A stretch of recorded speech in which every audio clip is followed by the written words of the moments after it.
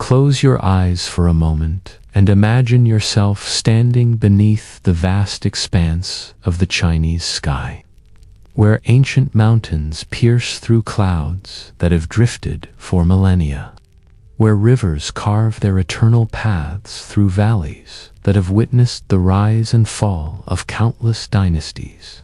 This is the landscape that cradled some of humanity's most profound and enduring myths. Stories that were whispered under these same stars thousands of years ago, when the world felt both larger and more mysterious than it does today.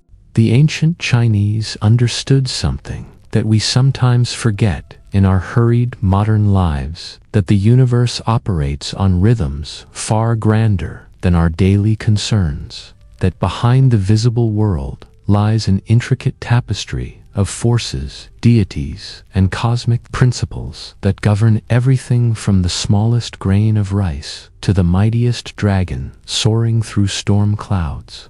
Tonight, as you settle into comfort and allow your mind to drift, we invite you to step into this ancient worldview, to see through eyes that recognized magic in every mountain, divinity in every river, and profound meaning in the endless dance between order and chaos.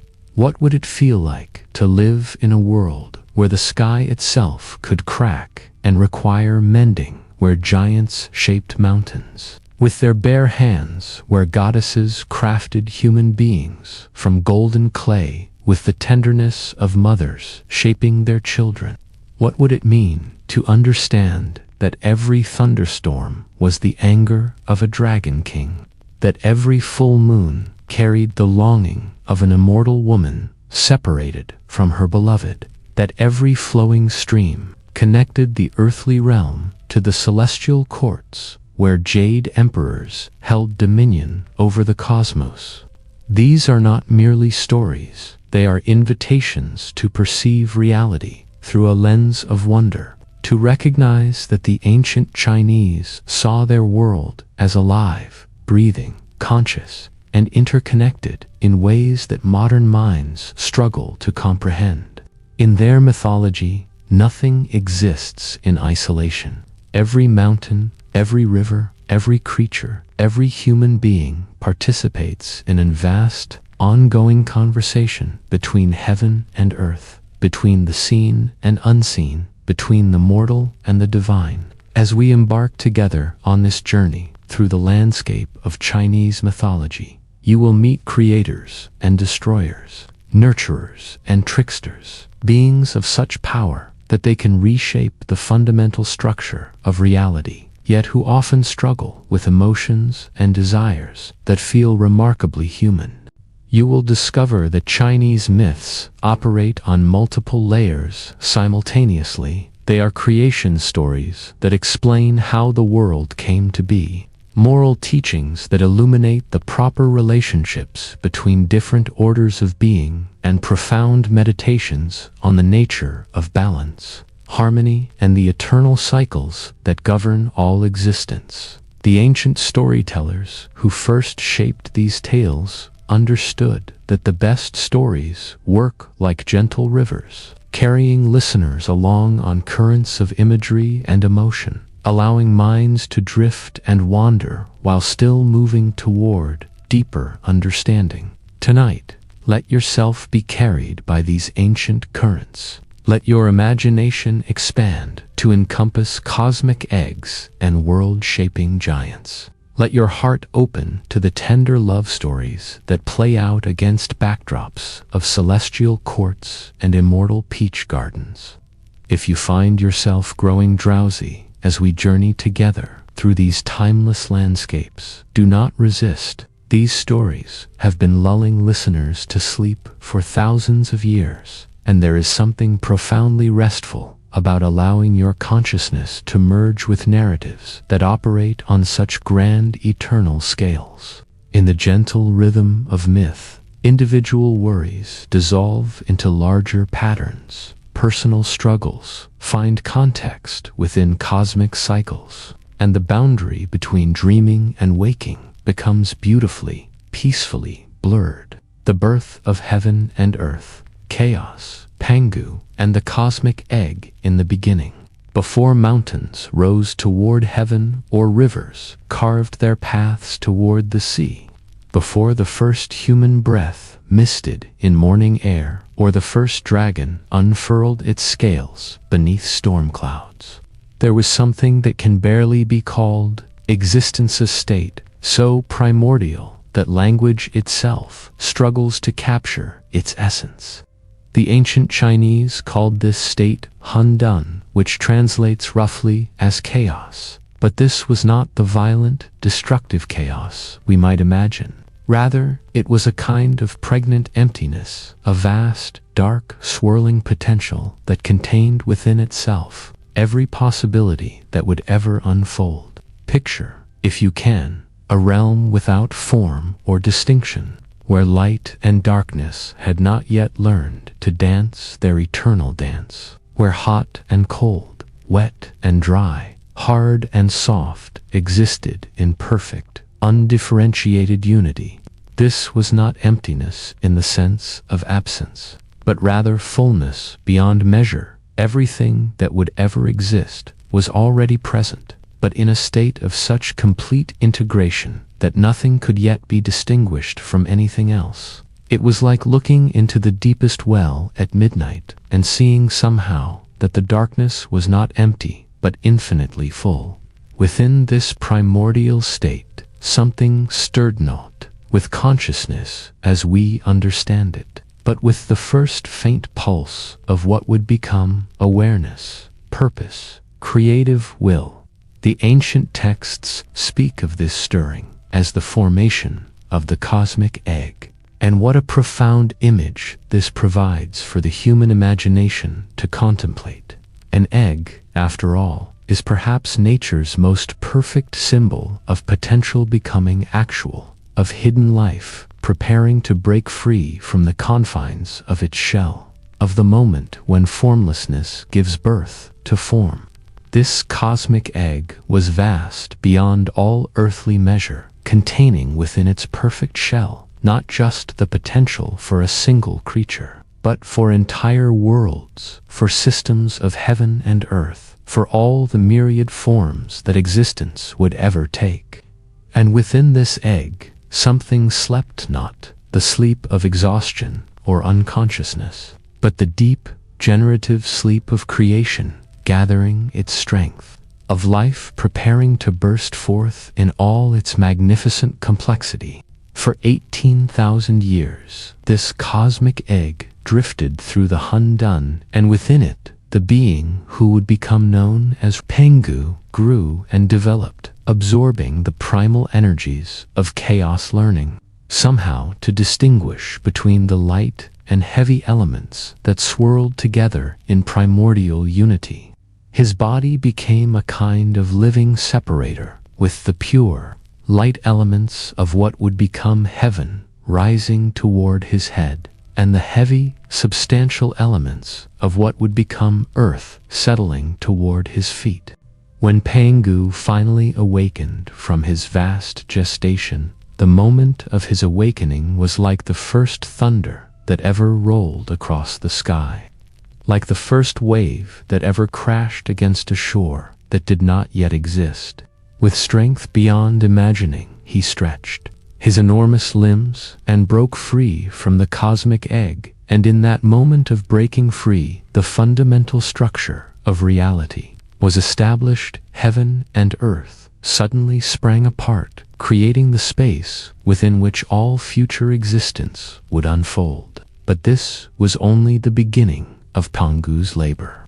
The ancient texts tell us that heaven and earth, newly separated, had a tendency to collapse back together, to return to their original state of undifferentiated unity. So Pangu, with infinite patience and determination, placed his hands against the dome of heaven and his feet firmly on the surface of earth, and began the slow, steady work of pushing them apart, creating more and more space between them with each passing day. For another 18,000 years, Pangu stood in this cosmic posture, growing larger and stronger with each passing day, pushing heaven higher and pressing earth more firmly into shape. Each day, heaven rose 9 feet higher, earth became 9 feet thicker, and Pangu himself grew 9 feet taller, as if his very existence was what allowed the universe to expand and develop its proper proportions. Can you imagine the profound stillness and dedication of this cosmic labor? The way Pangu must have held the entire structure of reality in balance through sheer force of will and love for the world that was struggling to be born. As the eons passed, Pangu's body became more and more integrated with the cosmic structure he was creating. His breath became the wind that would blow across the earth. His voice became the thunder that would roll through storm clouds. His eyes became the sun and moon that would provide light and mark the passage of time. The ancient storytellers understood that creation was not something that happened once long ago, but rather an ongoing process in which the creator becomes so intimately involved with creation that the boundary between creator and created dissolves into something larger and more beautiful than either could be alone. When Pangu's great work was finally complete, when heaven and earth had achieved their proper relationship and would no longer collapse back into primordial chaos, he allowed himself to rest at last.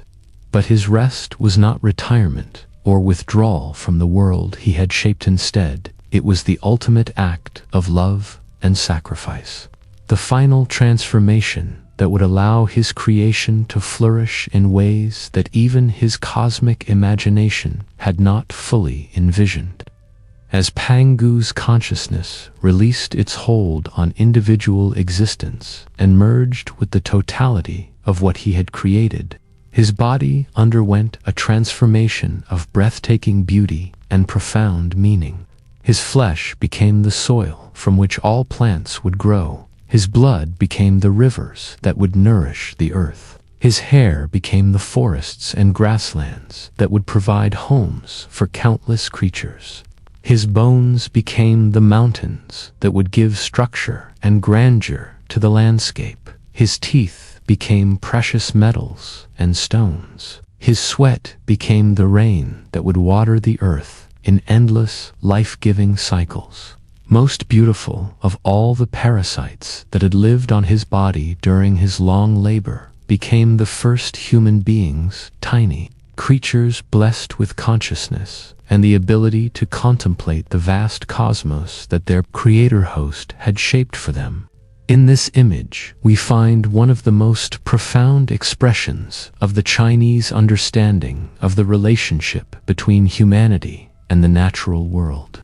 We are not separate from nature, not its masters or its enemies, but rather its most intimate expressions, beings who carry within our very existence the breath, the substance, the creative intention of the cosmic giant who shaped the world. From Pangu's left, I came the sun, rising each morning to warm the earth and make visible all the wonders that daylight reveals. While from his right eye came the moon, that gentle companion of the night that would forever remind all earthly creatures of the mysterious, reflective, receptive aspects of existence.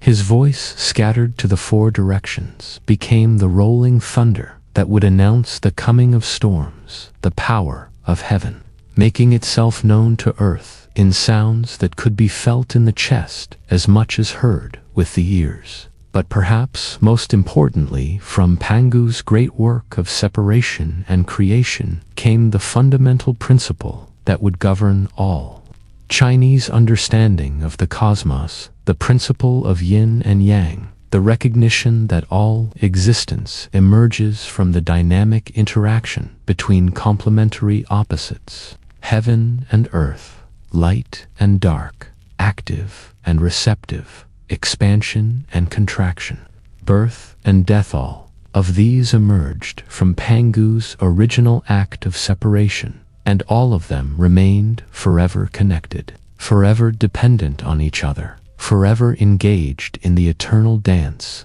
that keeps the cosmos alive and growing.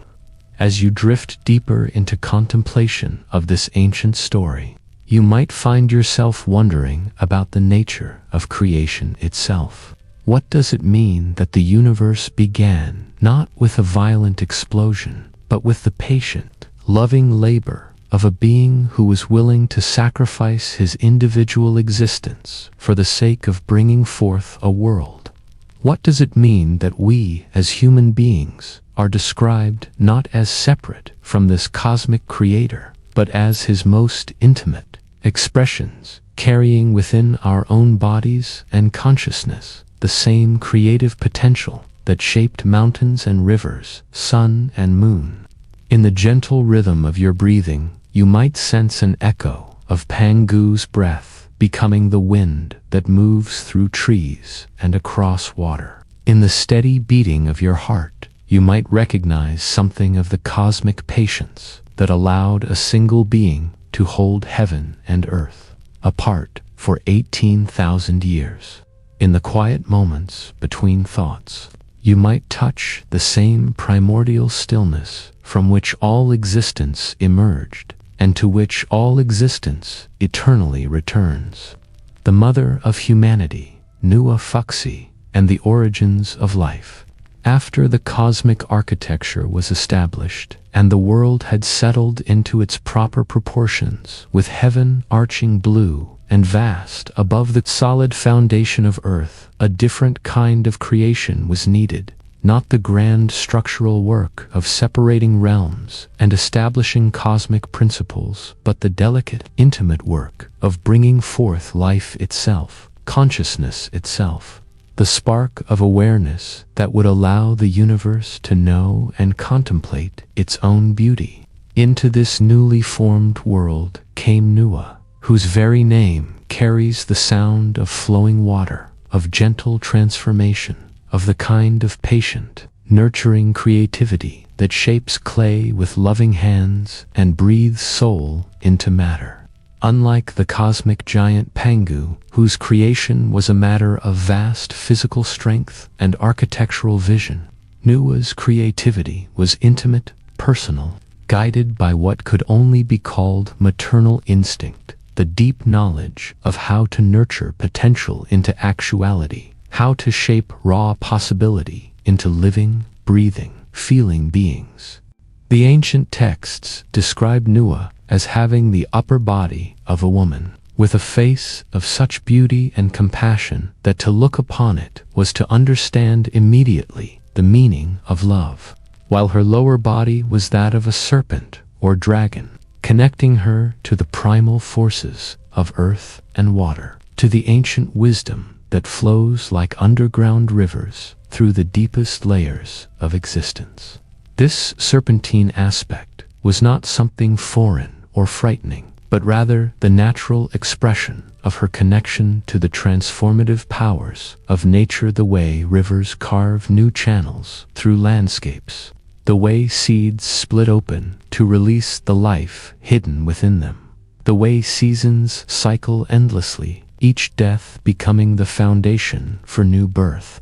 Nuwa moved through the newly formed world with the unhurried grace of one who understands that the most important work cannot be rushed, who knows that creation requires not only vision and skill, but patience, tenderness, the willingness to attend to each small detail with complete presence and care.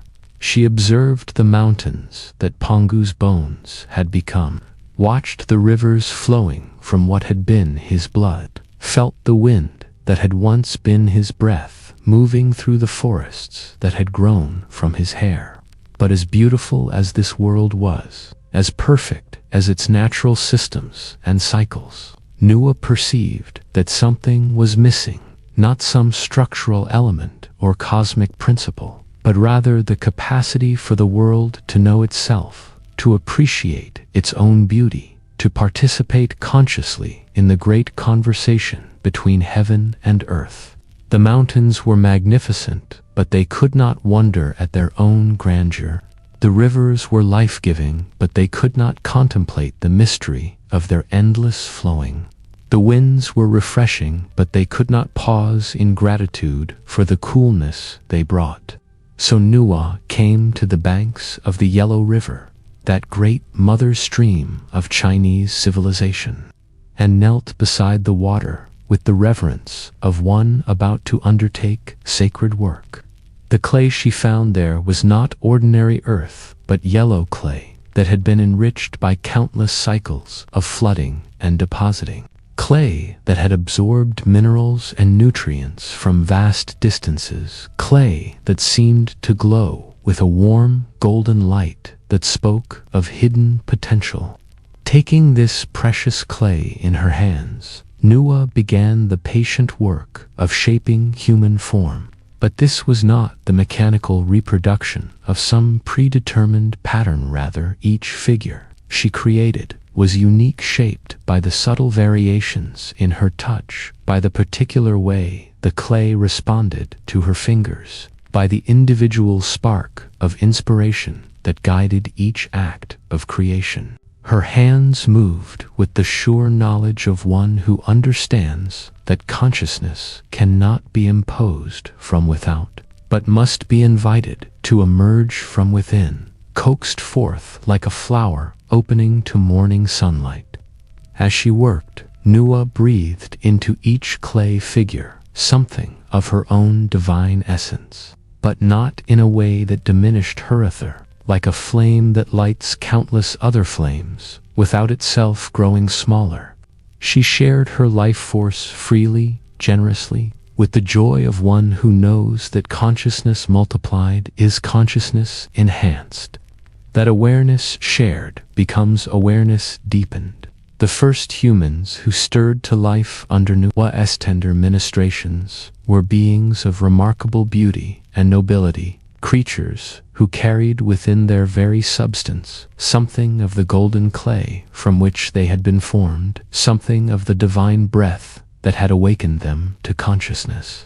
These were the ancestors of what would become the ruling class's beings, who would maintain close connection to the divine realm and serve as bridges between heaven and earth, interpreting the will of the celestial powers for their earthly communities. But Nuwa's maternal heart was vast enough to encompass all of humanity, not just those who would be elevated to positions of leadership and spiritual authority. Seeing that the world needed many more conscious beings, far more than she could shape individually with her hands, she displayed the kind of creative problem-solving that marks true wisdom. Taking a length of rope, she dipped it into the clarish waters of the river and began to swing it through the air, allowing droplets of clay to scatter across the landscape, each droplet carrying within it the same potential for consciousness that she had breathed into her hand-shaped creations. Where these droplets fell, they too stirred to life, becoming the ancestors of common humanity, farmers and craftspeople, merchants and storytellers, all the countless individuals who would form the living foundation of human civilization. These too were blessed with consciousness, with the capacity for love and wonder, with the ability to participate in the great cosmic conversation, though their connection to the divine realm might be less direct, filtered through more layers of earthly experience and responsibility. In this beautiful image of two different modes of creation, the intimate, individual shaping and the generous, widespread scattering, the ancient Chinese recognized a profound truth about the nature of human society and spiritual development. All humans share the same essential nature. All carry within themselves the spark of divine consciousness. But this shared nature expresses itself through an infinite variety of individual forms, circumstances, and callings. The hand-shaped and the rope-scattered are not separate categories, but different expressions of the same underlying creative love. But Nuwa's work as mother of humanity extended far beyond the initial act of creation. Like any devoted parent, she remained actively involved in the welfare of her children, watching over them with protective care, teaching them the skills and knowledge they needed to thrive in their new world. It was Nuwa who taught humans the arts of music and poetry, understanding that consciousness requires not just survival skills, but beauty, inspiration, the capacity to create and appreciate works that lift the spirit and connect the individual soul to larger harmonies. Working alongside Nuwa in this great project of nurturing human civilization was her brother consort Foxy, a figure who represents the complementary aspects of divine creativity where Nuwa's gifts were flowing, intuitive, concerned with the inner development of consciousness. Fuxi's contributions were structural, systematic, focused on providing humanity with the practical tools and conceptual frameworks they needed to organize their social and spiritual lives. Fuxi is remembered as the inventor of the 8 trigrams, those fundamental symbols that would become the basis for the I Ching, the book of changes that has guided Chinese thinking about the nature of reality for thousands of years. These trigrams were not arbitrary symbols, but profound insights into the basic patterns that govern all transformation,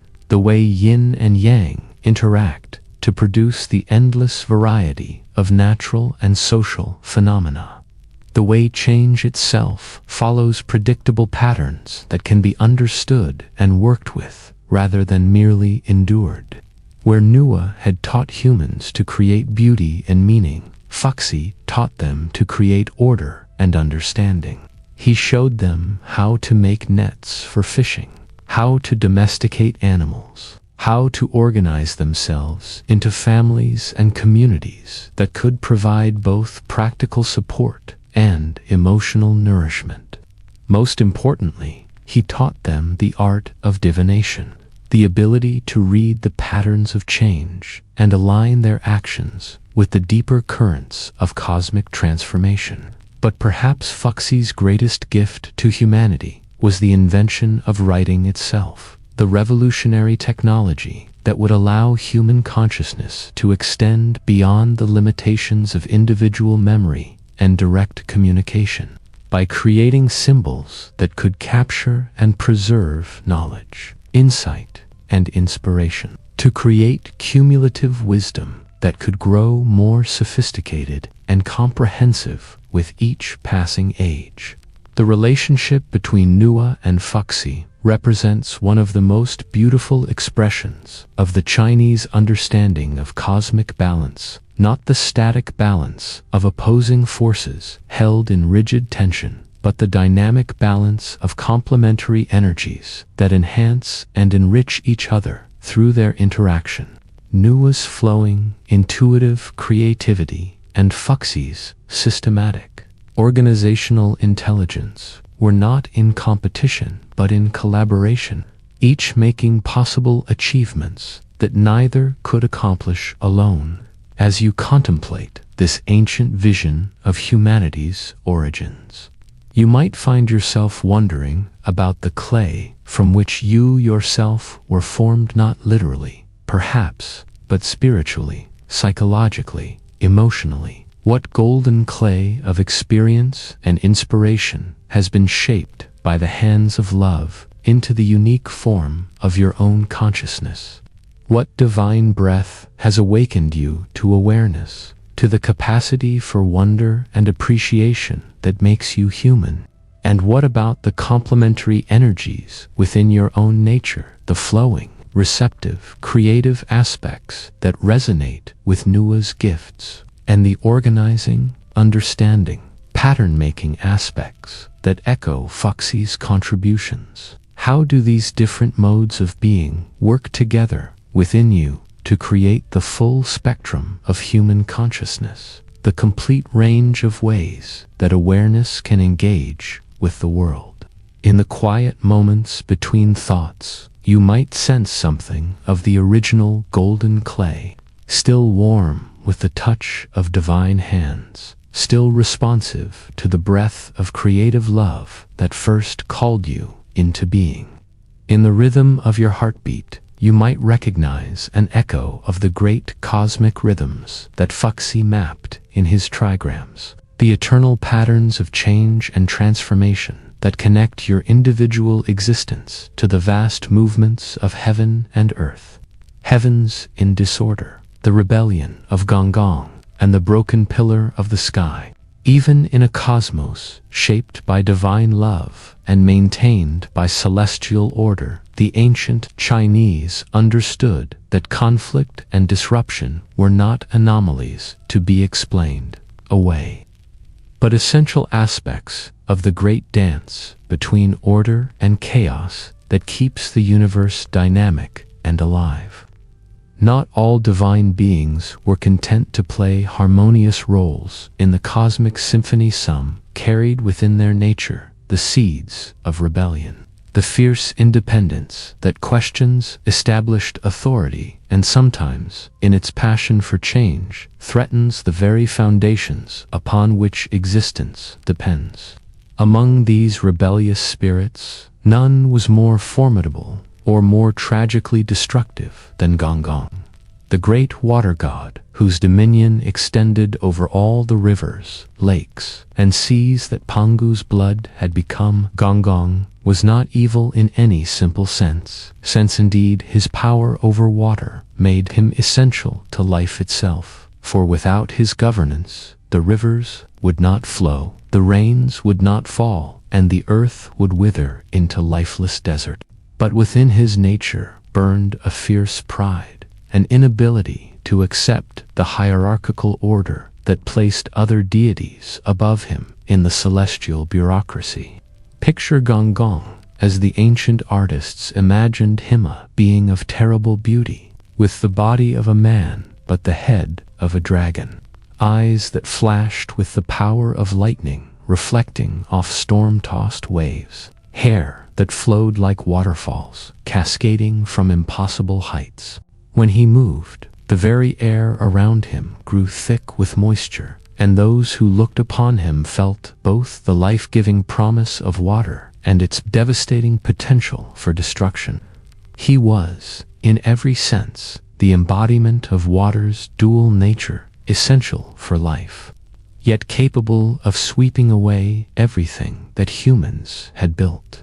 But gradually, a resentment began to grow within him, fed by what he perceived as the unfairness of the celestial order.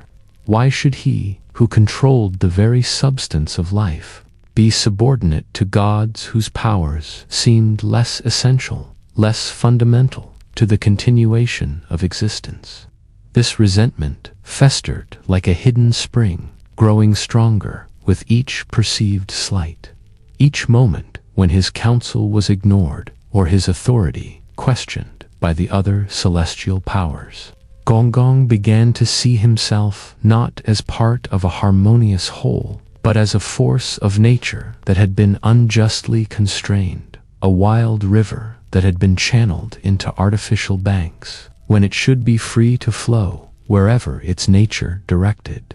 The immediate cause of Gong Gong's great rebellion was a dispute over succession to the throne of heaven. Different rivals, but what matters is not the specific political details, but rather the way this conflict illuminated the deeper tensions between individual will and cosmic order, between the desire for freedom and the need for structure that prevents chaos from overwhelming creation.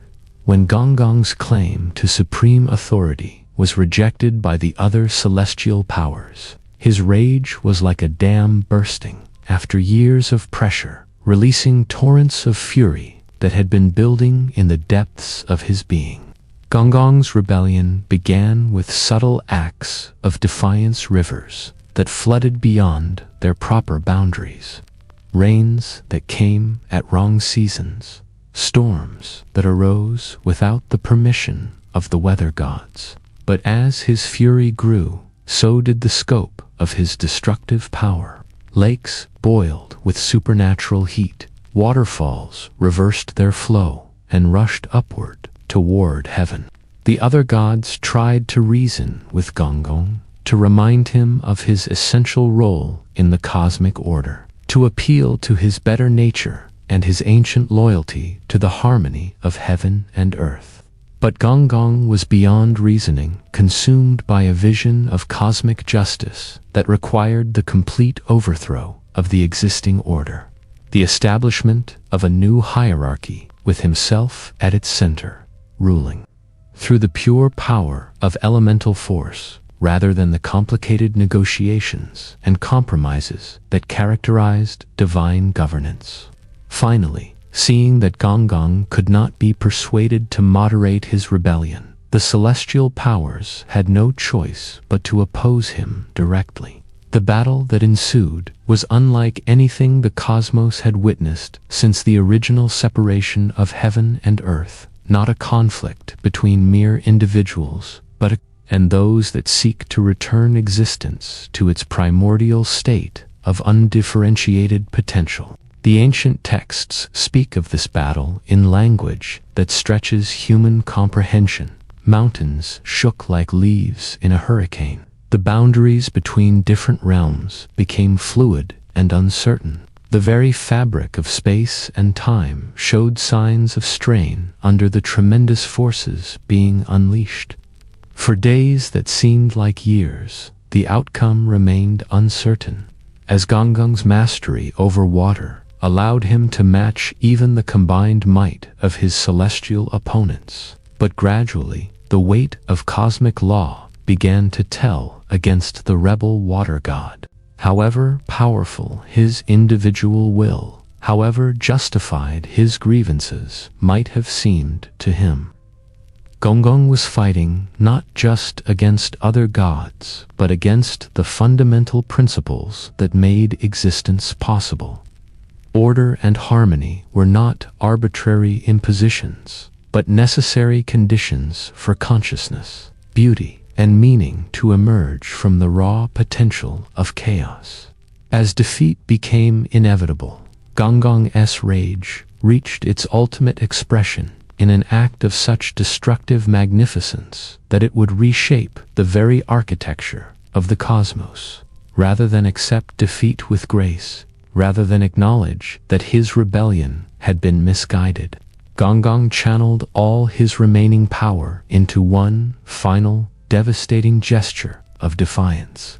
With the fury of 1,000 hurricanes, Gong hurled himself against Mount Buzhou, one of the great pillars that supported the dome of heaven and kept it properly separated from the earth below.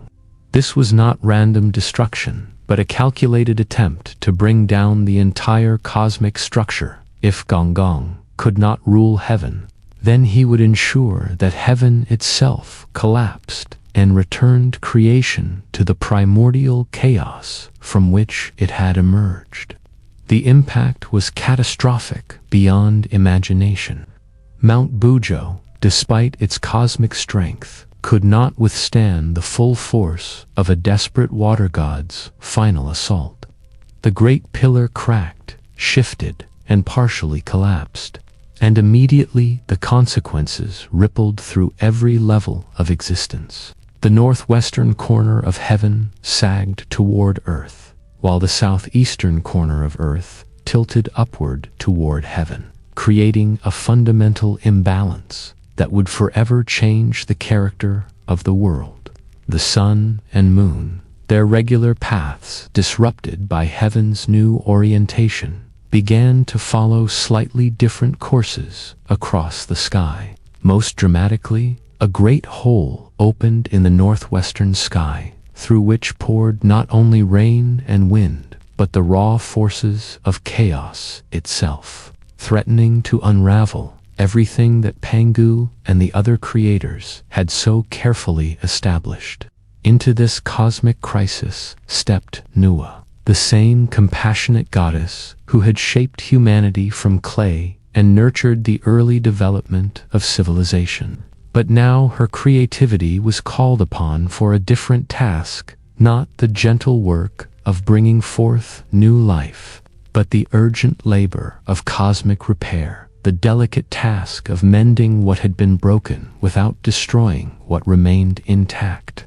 Nuwa's response to this crisis reveals the deepest wisdom of the feminine principle in Chinese. Where Gong had used his power to tear down, Nuwa would use hers to build up, to weave new patterns of meaning from the fragments of what had been shattered. First, Nuwa gathered stones from the beds of rivers and the hearts of mountains, but not ordinary stones. She sought out stones of 5 different colors, each representing one of the fundamental elements that composed the cosmos. Black for water, red for fire, yellow for earth, white for metal, and green for wood. The same principles that Fuxi had mapped in his trigrams, and that governed all the transformations of existence. In a process that the ancient texts describe as taking place in a great furnace that burned with the fire of creation itself, Nuwa refined and purified these stones until they became a substance that was no longer merely mineral but cosmic putty matter, so perfectly attuned to the fundamental harmonies of existence that it could be shaped to repair even the infrastructure of heaven itself. Working with infinite patience and precision, Nuwa applied this celestial cement to the crack in the sky, not merely patching the hole, but strengthening the entire structure, ensuring that such damage could never occur again. Her repair work was so skillful, so perfectly integrated with the original cosmic architecture, that some say the place where she mended heaven became stronger and more beautiful than it had been before Gong's assault. But the repair of heaven was only part of Nuwa's response to the crisis. To address this problem, Nuwa undertook an act of even greater sacrifice and creativity. She killed the great turtle Ao, a creature of such immense size and strength that its shell could serve as a substitute foundation for the cosmos, using Aos for legs as new pillars to support the corners of heaven.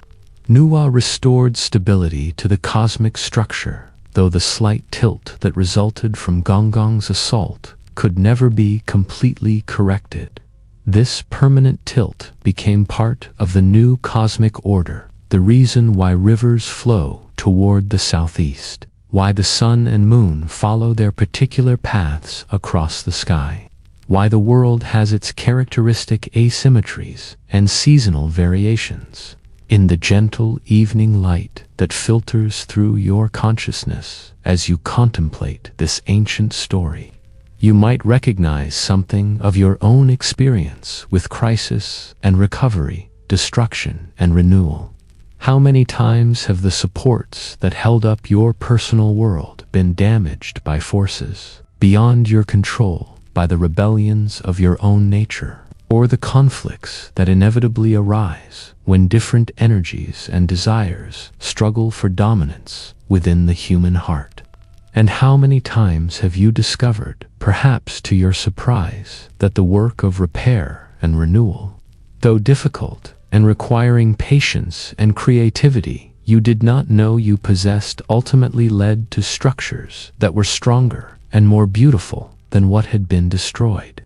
Like Nuwa gathering her 5 colored stones, you might have found that the materials for healing and reconstruction were already present in your life, waiting to be recognized, refined, and applied with the same loving attention that the goddess brought to her cosmic repair work.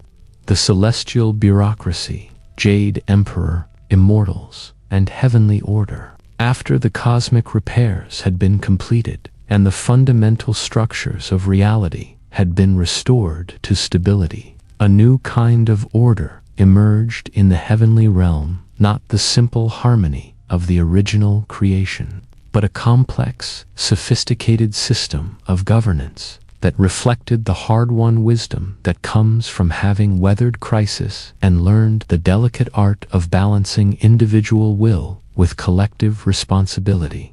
At the center of this new celestial order sat the Jade Emperor, Yu Huang, whose very name evokes the precious stone that Chinese culture has always associated with the highest virtues: purity, wisdom, benevolence, and the kind of strength that comes not from hardness, but from perfect integration of all the elements that make up harmonious existence. The Jade Emperor was not a tyrant who ruled through fear or force, nor was he a distant, abstract principle, indifferent to the struggles of those beneath him. Rather, he embodied the ideal of enlightened governance, the possibility that authority could be exercised with both effectiveness and compassion. Picture the Jade Emperor's court as the ancient artists imagined it: a vast palace that somehow existed both within the physical universe and beyond it, constructed from materials that made earthly gold and silver seem like common clay, filled with light that was not merely illumination but wisdom made visible, resonating with music that was not just sound but the harmony of perfectly balanced forces expressing themselves through rhythm and melody that could make even stones weep with joy. The Jade Emperor himself appeared as a figure of such serene majesty that to look upon him was to understand immediately why heaven needed a ruler, not because power required a master, but because harmony required a conductor, because the complex symphony of cosmic forces needed someone who could hear all the different melodies simultaneously and guide them toward their most beautiful possible integration. His robes shifted color like sunrise clouds, reflecting the endless play of yin and yang that governed all transformation, while his eyes held the deep stillness of one who had seen through the illusions that trap lesser beings in cycles of desire and disappointment. But the Jade Emperor did not rule alone, did. One of the great insights of Chinese mythology is its recognition that even divine governance requires delegation, specialization, the kind of complex institutional structure that allows different aspects of cosmic responsibility to be handled by those most suited to each particular task. The heavenly court was organized like the earthly imperial administration, but elevated to a level of efficiency and wisdom that mortal governments could only dream of achieving. Each department of the celestial bureaucracy was staffed by immortals who had earned their positions, not through political maneuvering or accident of birth, but through spiritual cultivation, through the patient work of refining their consciousness, until it became transparent to the deeper patterns of cosmic law. These were beings who had once been human, or who had begun their existence as nature, spirits, but who had gradually transformed themselves through discipline, wisdom, and service, until they embodied the particular virtues and capabilities that their heavenly roles required. The Ministry of Thunder was presided over by Lei Gong, whose drum rolls announced the coming of storms, and whose lightning illuminated both the physical landscape and the moral dimensions of human action, revealing hidden truths and calling the guilty to account for their deeds. But Lei Gong was not simply a god of destruction. His storms brought the rain that nourished crops. His lightning provided the electrical energy that kept the natural world vital and dynamic. His thunder served as a reminder that the forces of heaven, however benevolent, were not to be taken lightly or treated with casual disrespect.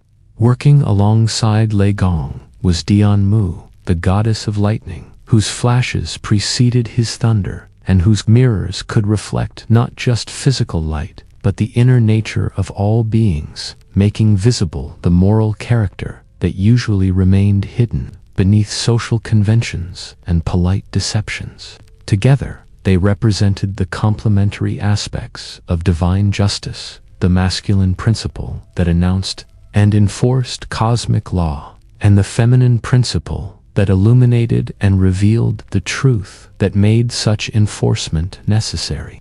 The Department of Time was governed by immortals who had mastered the subtle art of temporal regulation, ensuring that seasons changed in their proper sequence, that the cycles of birth, growth, maturity, and death unfolded according to natural law, that the great wheel of time turned smoothly without the jarring interruptions that could throw entire ecosystems out of balance.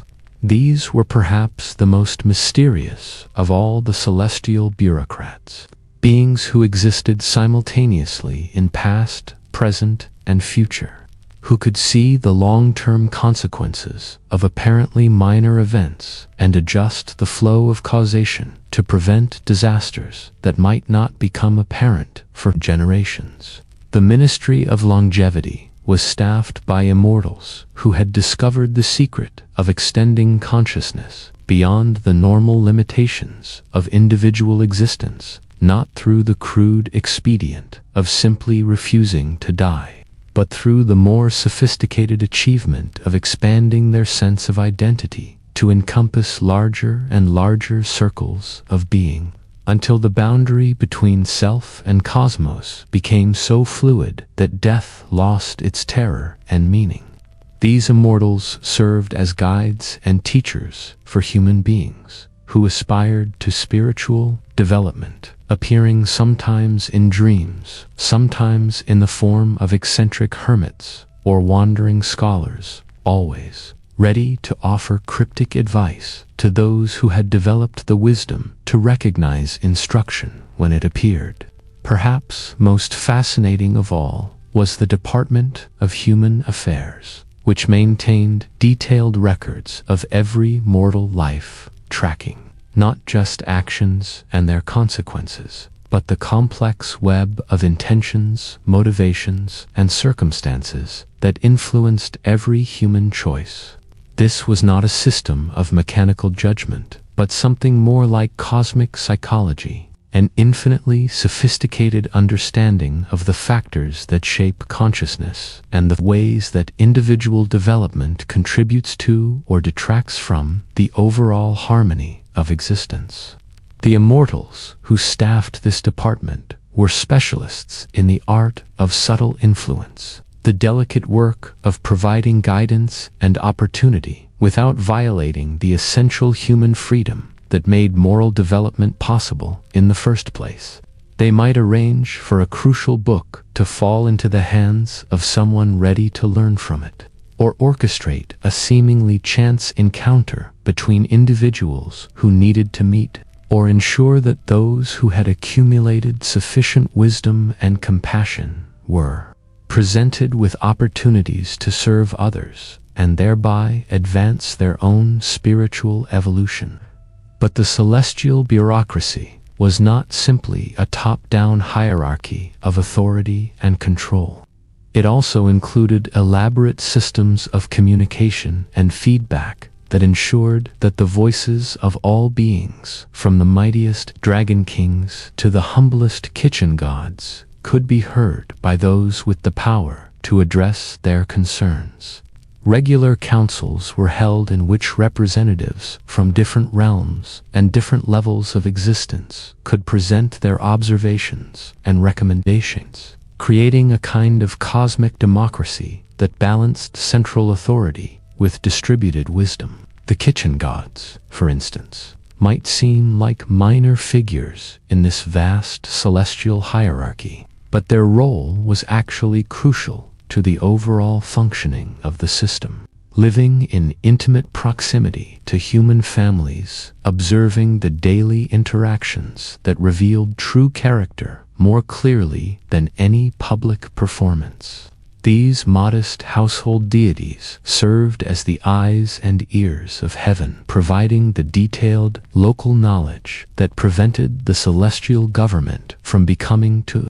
Similarly, the various nature spirits, the gods of mountains and rivers, forests and deserts, individual trees and stones, served not just as local administrators, but as essential information sources, reporting on the health of their particular domains, alerting the higher authorities to problems that required intervention, suggesting policies that would better serve the needs of all the creatures under their care. This vast, complex system of celestial governance operated on principles that were both practical and deeply spiritual. Every decision was made with awareness of its long-term consequences. Every policy was designed to promote not just order and stability, but the kind of dynamic harmony that allows consciousness to evolve and develop. The ultimate goal was not perfect control, but perfect balance, the creation of conditions in which all beings could pursue their individual development while contributing to the collective flourishing of the whole. As you allow your consciousness to drift through this vision of heavenly order, you might find yourself wondering about the invisible bureaucracies that operate in your own life, influence that shape your daily experience in ways both subtle and profound. How many unseen hands guide the opportunities that come your way, the challenges that test and strengthen your character, the moments of beauty and insight that nourish your soul? And what about your own role in this vast cosmic administration, not as a passive recipient of heavenly influence, but as an active participant in the great work of creating harmony, beauty, and wisdom in the world? Like the kitchen gods who serve heaven by attending faithfully to the needs of a single household, you might discover that your most important contributions to the cosmic order come not through grand gestures, but through the patient cultivation of wisdom and compassion in whatever corner of existence you happen to occupy. Administrative pulse that keeps the celestial bureaucracy functioning smoothly, the endless circulation of information and influence, guidance and feedback that connects every level of existence in one vast, intricate, perfectly coordinated dance of mutual service and support. Asterisk, asterisk, tales of the sun and moon, change, Hu Yi, and eternal longing, asterisk, asterisk, in the golden age that followed the establishment of celestial order, when the Jade Emperor's wise governance had brought harmony to heaven and earth, there, its breath waiting to see what impossible target his perfect aim would choose. Hu Yi's arrows did not merely fly through the air, they carved paths of light that lingered in the sky like temporary constellations. But archery, however supernaturally skilled, was not Hu Yi's greatest gift. That honor belonged to his capacity for love, the kind of radiance that comes from a soul that has somehow remained untouched by the cynicism and hardness that usually accumulate around the human heart as it encounters the world's disappointments. Her laughter had the quality of silver bells heard across a mountain lake at twilight. And when she spoke, even the simplest words carried within them suggestions of deeper meanings, hidden layers of truth that revealed themselves slowly, like flowers opening over the course of many seasons. Their love was the kind that ancient storytellers recognized as both blessing and potential tragedy, too perfect for the ordinary world, too beautiful to last unchanged in a realm where all things are subject to the cycles of birth, growth, decay, and transformation. They lived in a small but elegant house where Chang Yi cultivated a garden that bloomed in defiance of seasons, where Hu Yi practiced his archery in a courtyard that seemed to exist partially outside normal space and time, where the boundary between the mundane and the magical was so thin that it barely existed at all. But into this paradise of mutual devotion came a crisis that would test both Hu Ye's skill and the strength of their love in ways that neither could have anticipated. The harmony that had settled over the world after the Jade Emperor's rise to power was suddenly threatened by a catastrophe that seemed to reverse all the patient work of cosmic ordering that had been accomplished since Pangu's original creation. 10 suns appeared in the sky simultaneously. These were not ordinary solar bodies, but the offspring of Dijon, the Eastern Emperor, and his consort, Z, goddess of the sun. For ages, these 10 sun children had taken turns illuminating the world, each rising alone to provide exactly the right amount of light and heat for earthly life to flourish. But young divine beings, like young beings everywhere, sometimes grow restless with routine and yearn for adventure, for the excitement of doing something new and unprecedented. All 10 decided to rise together to see what it would be like to dance across the sky in unison, to share the joy of illuminating the world instead of taking solitary turns. They meant no harm indeed. They were motivated by generosity, by the desire to give the earth more light, more warmth, more of the solar energy that made all life possible. But the consequences of their innocent rebellion were catastrophic beyond anything they had imagined.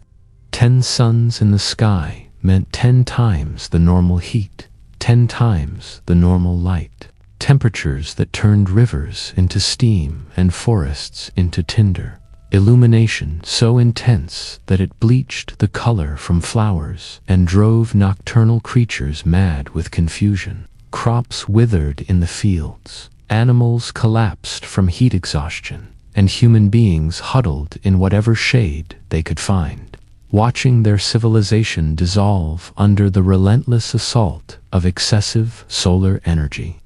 The Jade Emperor, faced with this cosmic emergency, knew that direct divine intervention might solve the immediate problem, but could disrupt the delicate balance between heaven and earth that had taken such effort to establish. What was needed was a solution that worked within natural law, that used existing forces and relationships rather than imposing arbitrary divine will. And so his attention turned to Huyi, the archer, whose skill had already demonstrated the ability to bridge the gap between human capability and cosmic necessity. The divine summons came to Huyi not as a command, but as an opportunity, the chance to serve not just his own people, but all life on earth, to use his extraordinary gifts in service of the highest possible cause. Along with this opportunity came a gift that would make his task possible, a magical red bow that had been crafted from the wood of a mulberry tree that grew in the eastern paradise, strung with silk spun by celestial silkworms who had fed on the leaves of immortality. When Huyi drew this bow for the first time, he felt power flowing through his arms that was not his own, but that somehow felt more essentially him than anything he had ever experienced, as if his individual skill was being elevated and purified until it became a perfect expression of cosmic will, a moment when the boundary between personal ability and universal force dissolved into something larger and more beautiful than either could be alone. Standing on the summit of Mount Tai, the sacred mountain that served as a natural bridge between earth and heaven, Huyi raised his miraculous bow toward the sky, where the 10 suns wheeled in their chaotic dance of unintentional destruction. But before he released his first arrow, he paused in contemplation, understanding that what he was about to do was not merely an act of marksmanship, but a kind of cosmic surgery, a delicate operation that would require not just perfect aim, but perfect judgment about which suns should live and which should die. The choice was agonizing. Each of the 10 suns was a conscious being, young and enthusiastic, and guilty of nothing more than poor judgment and excessive exuberance. To kill 9 of them would be an act of necessary sacrifice, but it would also be an act of cosmic tragedy, the kind of decision that heroes are sometimes called upon to make when the survival of the whole requires the sacrifice of individuals who do not deserve their fate. One by one, Hu Ye's arrows found their marks, each shot a masterpiece of precision that struck not to cause suffering but to bring swift, clean transformation. As each sun fell from the sky, its light did not simply extinguish but transformed into something else, shooting stars that carried blessings to distant corners of the earth, golden phoenixes that would become symbols of renewal and hope, streams of solar energy that would nourish the growth of magical plants in secret valleys. When 9 suns had been transformed and only one remained to provide the earth with proper illumination, Hu Yi lowered his bow and felt the weight of what he had accomplished settle into his bones. He had saved the world, but the price had been enormous. Not just the deaths of the 9 sons, but the knowledge that he had become the kind of being who could make such choices, who could accept such responsibility, who could live with the consequences of necessary but tragic action. Word of Hu Ye's heroic deed spread quickly through both earthly and celestial realms, and soon he found himself summoned to appear before the Queen, Mother of the West, Shiwangmu, the powerful goddess who ruled over the Western paradise where the peaches of immortality grew. This audience was not a trial or an interrogation, but a recognition ceremony, an acknowledgement that Hu Yi had demonstrated the kind of wisdom and selflessness that qualified him for rewards beyond anything the mortal world could offer. Shi Wangmu's palace existed in a realm where normal concepts of space and time became fluid and negotiable, where gardens bloomed with flowers that sang when the wind moved through their petals, where lakes reflected not just the sky above them, but the souls of those who gazed into their depths. At the center of this paradise grew the great peach tree whose fruit conferred immortality, not mere endless existence, but the kind of consciousness that could perceive beauty and meaning across cosmic scales, that could participate in the eternal creative work of the universe without being limited by the narrow perspectives of individual mortality.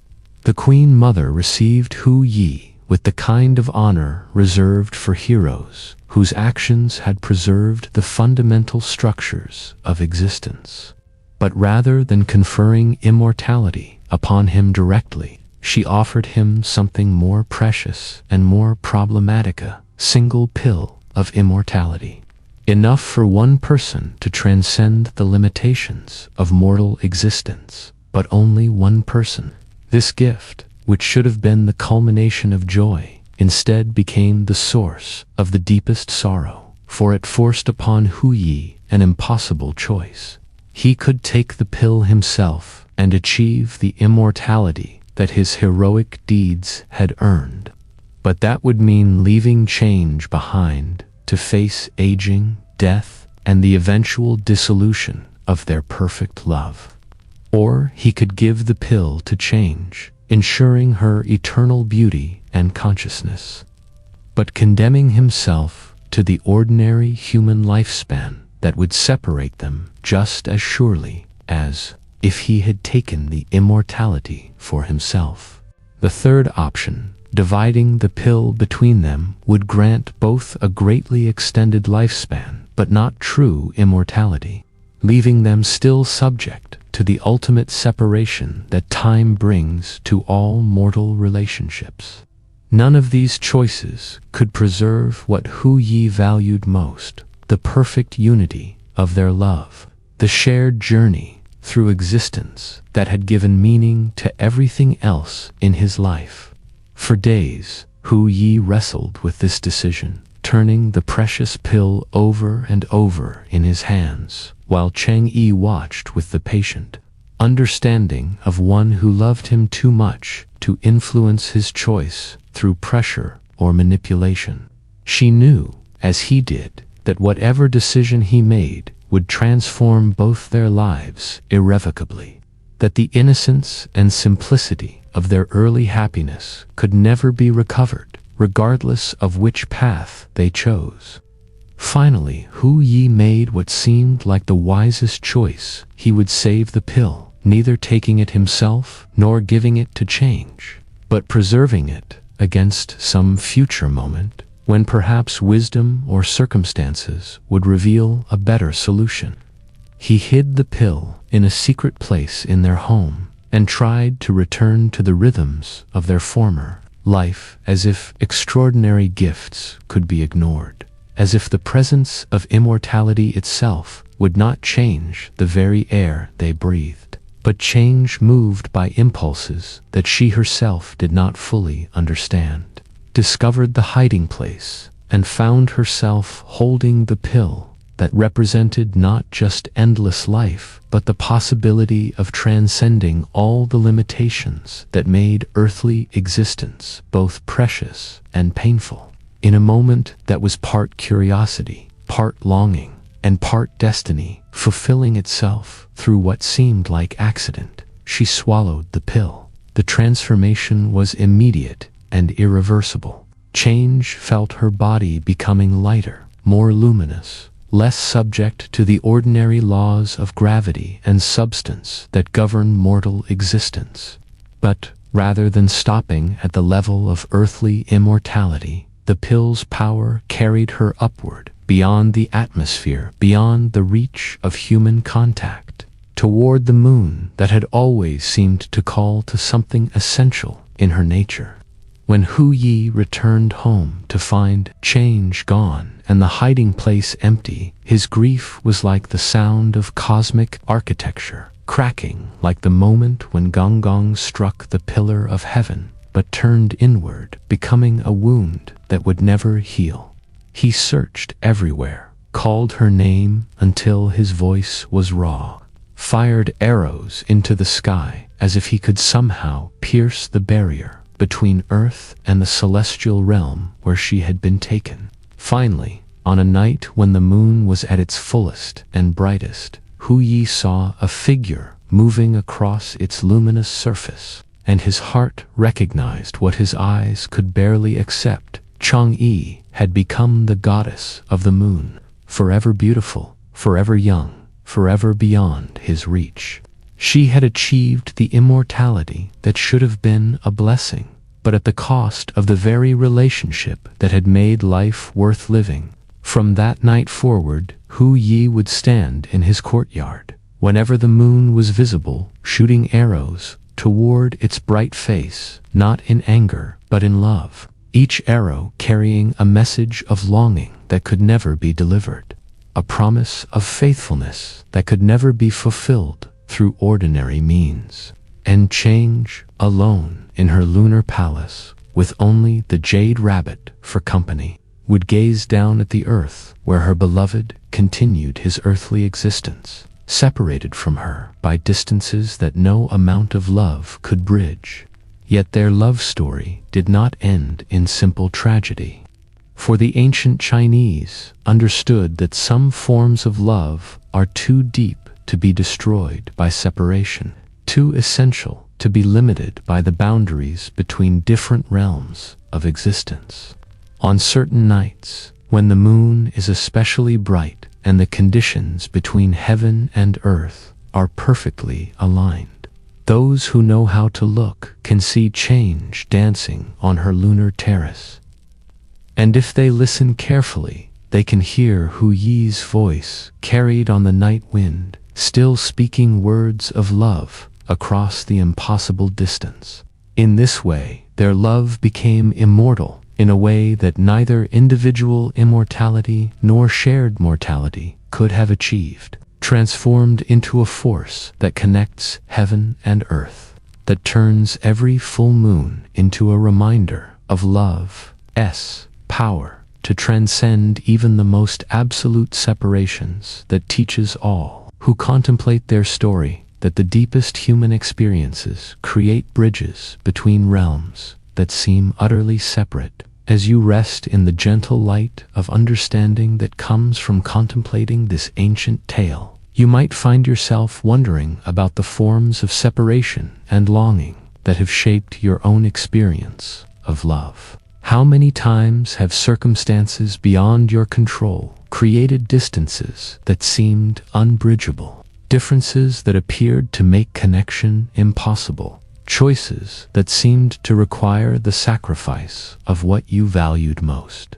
And yet, in the quiet depths of your heart, you might also recognize something of the eternal quality that transforms even the most painful separations into sources of beauty and meaning. Like change, gazing down from her lunar palace, or Hu Yi shooting arrows toward the moon. Perhaps you too have discovered that love's deepest expressions sometimes come not from possession or proximity, but from the faithful tending of connection, across whatever distances must be endured. The dragon kings and the powers of water. In the vast pantheon of Chinese mythology, few figures command the respect and awe inspired by the four dragon kings, those magnificent beings who govern the seas that surround the Middle Kingdom and the waters that flow through its rivers, lakes, and streams. These are not the malevolent, treasure-hoarding dragons of Western folklore, but creatures of such sublime power and wisdom that they serve as direct representatives of the cosmic forces that make life itself possible on Earth. Picture these dragon kings as the ancient artists envisioned them, beings of such immense size that their bodies could stretch across entire provinces, yet capable of transforming themselves into human form when the needs of governance required direct interaction with smaller, more fragile creatures. Their scales shimmer with colors that have no names in human language, each one reflecting light in ways that suggest depths beyond physical perception, while their eyes hold the ancient wisdom of waters that have flowed since the world began. The East Sea Dragon King, Ao Guang, rules over the vast Pacific waters, where the sun rises each morning, painting the waves with gold and crimson light that speaks of infinite possibilities beginning to unfold. His domain encompasses not just the surface waters that sailors navigate, but the profound depths where strange creatures dwell in eternal darkness, where underwater cities rise in coral splendor, where currents carry the memories of every drop of rain that has ever fallen into the sea. Ao Guang's palace rests on the ocean floor, in a realm where normal concepts of up and down lose their meaning, where the sound of waves breaking on distant shores arrives as a kind of cosmic music that guides the great dragon's decisions about weather, tides, and the delicate balance between the sea's life-giving and life-destroying aspects. The South Sea Dragon King, Ao Qin, presides over the warm waters where tropical currents carry both nourishment and storms. His particular expertise lies in understanding the relationship between heat and moisture, the way solar energy transforms seawater into the clouds that will become rain, the complex atmospheric chemistry that determines whether a particular region will receive the gentle showers that in the West. Ao Run governs the waters that flow toward the setting sun, including the great rivers that carry the accumulated wisdom of snow-capped mountains, down through valleys where countless generations have learned to work with rather than against the seasonal rhythms of flood and drought. His domain includes not just flowing water, but the underground streams that feed wells and springs, the hidden aquifers that store the patient accumulation of many rainy seasons, the moisture that rises from the earth to nourish the roots of plants that seem to grow in impossibly dry soil.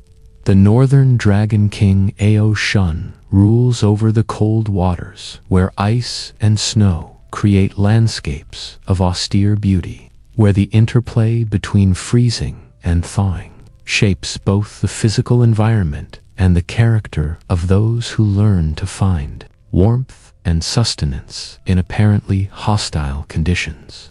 His wisdom encompasses the slow cycles that operate on geological timescales, the way glaciers carve valleys over millennia, the manner in which frozen water preserves and transforms the landscapes it temporarily claims.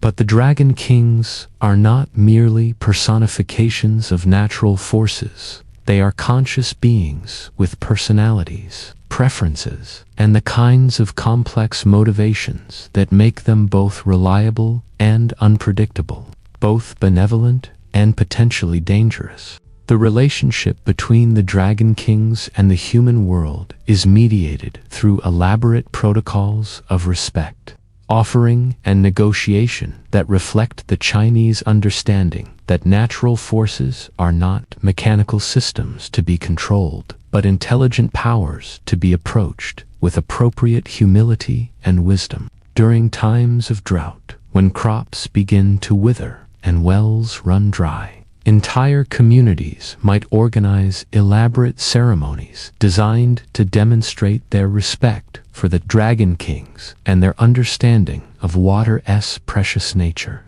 These ceremonies often involve processions to nearby bodies of water, where participants would perform traditional dances that mimic the movement of clouds and rain, offer specially prepared foods that represent the best of what the community has to share. But the Dragon Kings are not merely distant powers to be placated.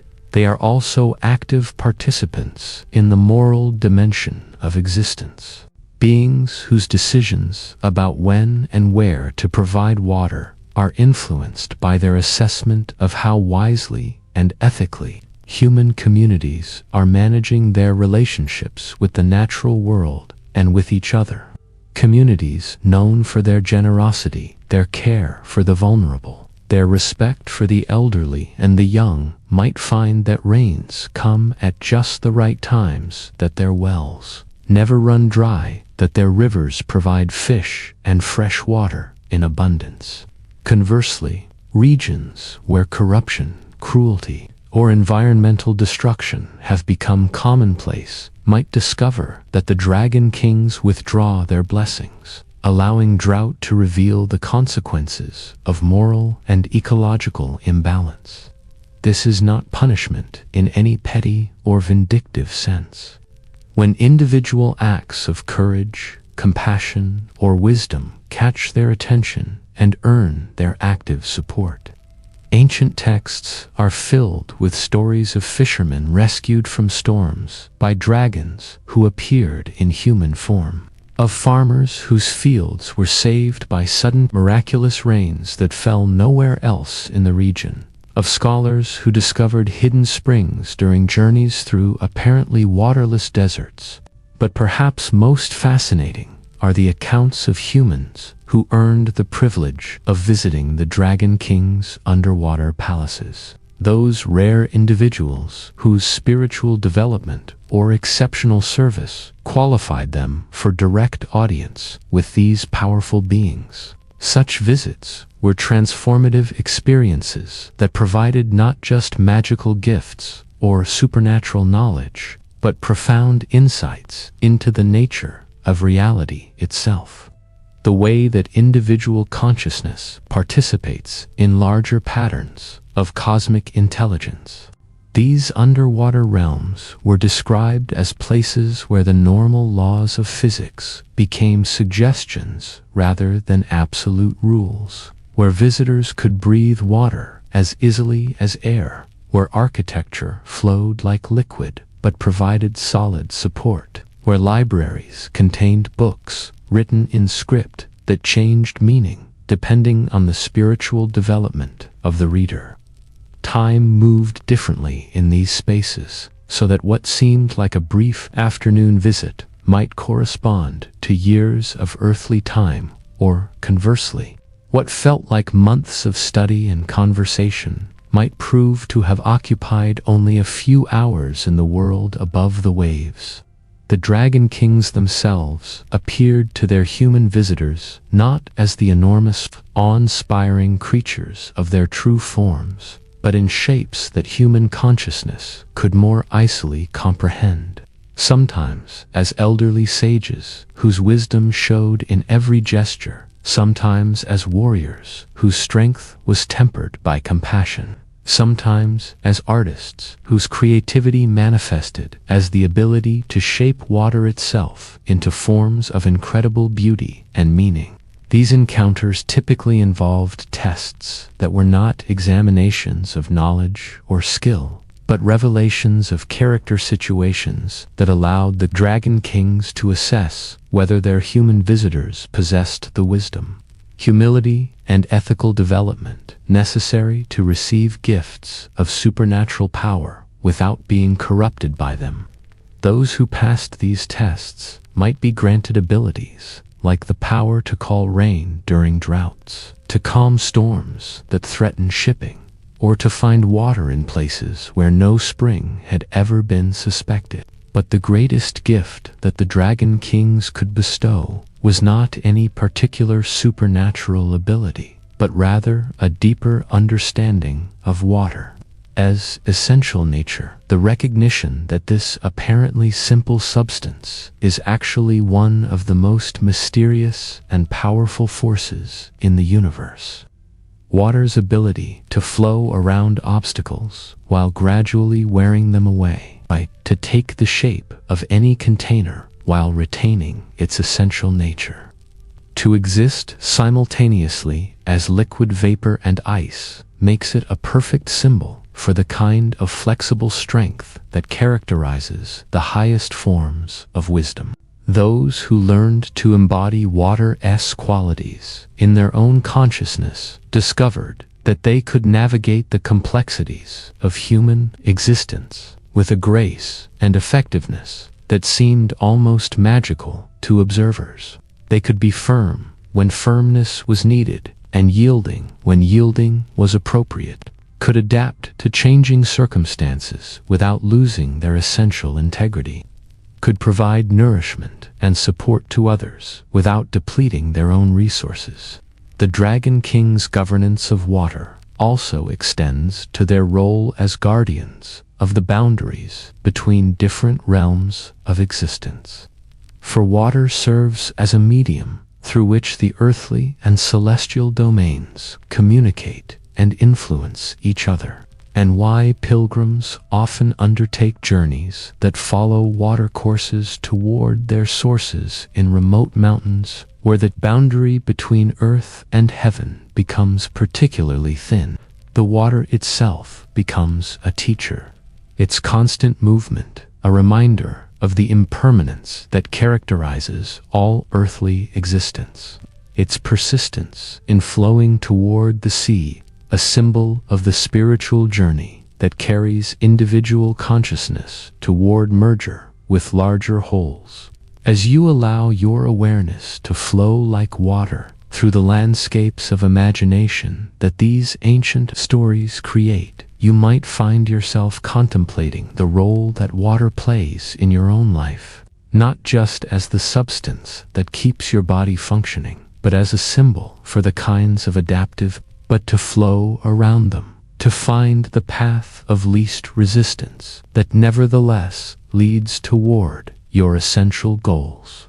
How many times have you found that your greatest strength came not from rigidity, but from flexibility, not from trying to control circumstances, but from learning to work with the natural currents that carry all things toward their proper destinations? In the gentle sound of your own breathing, you might hear an echo of the eternal rhythm that connects all water on earth, the cycle of evaporation and precipitation, the endless circulation that carries moisture from sea to sky to mountain to river and back to sea again, the patient persistence that gradually shapes entire landscapes through the accumulated power of countless individual drops working together over vast spans of time. Heroes and tricksters, Sun Wukong and the journey west. From the very moment of his birth, Sun Wukong was a creature destined to challenge every assumption about the proper relationship between individual will and cosmic order. A being whose very existence seemed to demonstrate that the universe had a sense of humor. And Earth, for countless centuries, sitting on the summit of the mountain of flowers and fruit, slowly accumulating the concentrated essence of wind and rain, sun and moon, until it reached the critical point where consciousness could no longer remain dormant, but had to burst forth in the form of this picture. The moment of Sun Wukong's birth, the ancient stone cracking open like thunder, releasing a burst of golden light that temporarily outshone the sun itself, while from the opening stepped a small monkey whose eyes sparkled with such intelligence and mischief that even the celestial observers. This was not merely another nature spirit or mountain god, but a completely new kind of being, one that would refuse to fit into any of the established categories that normally governed the relationships between different orders of existence. From his first moments of consciousness, Sun Wukong displayed an insatiable curiosity about the world and his place in it, combined with a complete lack of respect for the boundaries and hierarchies that other beings took for granted. He was not content to remain on his mountain, ruling over the tribe of monkeys who quickly recognized him as their king instead. He felt compelled to explore every corner of existence, to test his capabilities against every challenge the universe might offer. Masters of the Taoist arts, who had learned to transcend the ordinary limitations of physical existence through patient cultivation of their inner nature. But Sun Wukong was not a patient student. His learning was explosive, intuitive. Under the tutelage of Patriarch Subhuti, Sun Wukong mastered in years what typically required centuries of disciplined practice. The art of shapeshifting that allowed him to assume any form that circumstances might require, the technique of cloud traveling that enabled him to traverse vast distances in the time it takes to draw a breath, the subtle skills of immortality that made him immune to aging, disease, and all the ordinary forms of death that limit mortal existence. But knowledge without wisdom, power without restraint, led Sun Wukong into the kind of trouble that can only be generated by someone whose capabilities far exceed his understanding of appropriate restraint. His first major act of cosmic disruption was his invasion of the Dragon King's underwater palace. Not out of malice, but from the entirely reasonable conviction that a Monkey King needed a weapon worthy of his status, and that the Dragon Kings, as fellow rulers, should be honored to provide him with their finest armaments. The weapon he claimed was Rui Jingu, Bang the Azuish golden-hooped rod, a staff of such extraordinary properties that it could expand to support the heavens or shrink to the size of a needle, could multiply itself into countless copies or transform into whatever tool or weapon the situation required. In Sun Wukong's hands, this staff became more than a weapon. It became an extension of his irrepressible will, a physical manifestation of his refusal to accept that any challenge was beyond his capabilities.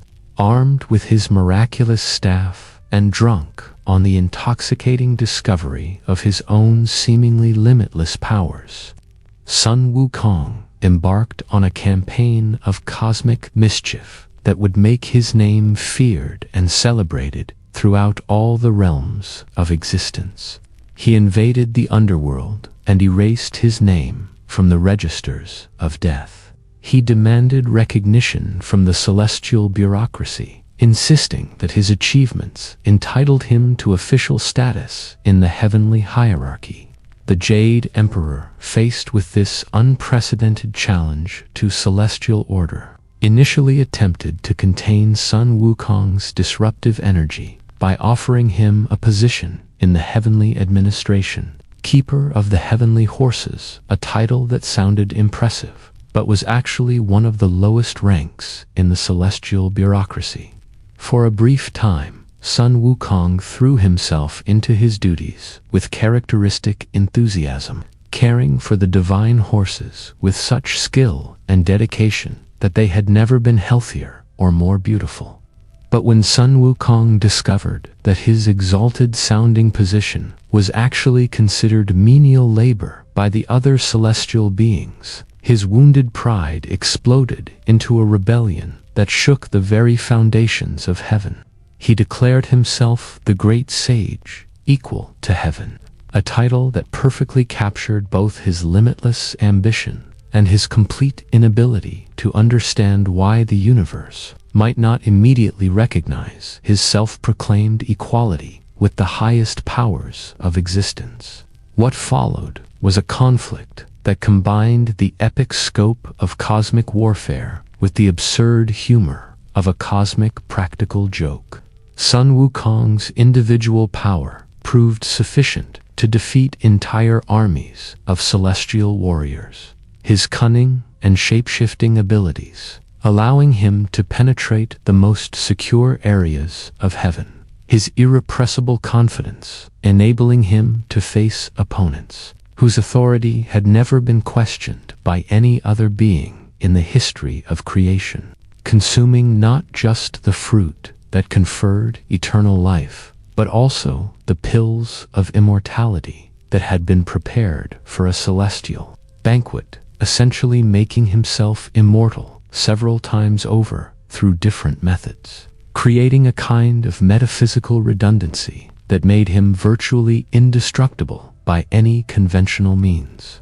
But Sun Wukong's greatest triumph was also the beginning of his greatest lesson, for his rampage through heaven had attracted the attention of the Buddha himself, that embodiment of perfect wisdom and compassion who saw through the Monkey King's apparently unlimited power to the essential immaturity that drove his need to prove himself against every possible challenge. The contest between Sun Wukong and the Buddha was brief but decisive, not a battle of force against force, but a demonstration of the difference between apparent power and actual understanding. Sun Wukong boasted that his cloud-traveling abilities allowed him to traverse the entire universe in a single leap, and the Buddha calmly offered to test this claim, promising that if Sun Wukong could indeed leap beyond the Buddha's reach, he would petition the Jade Emperor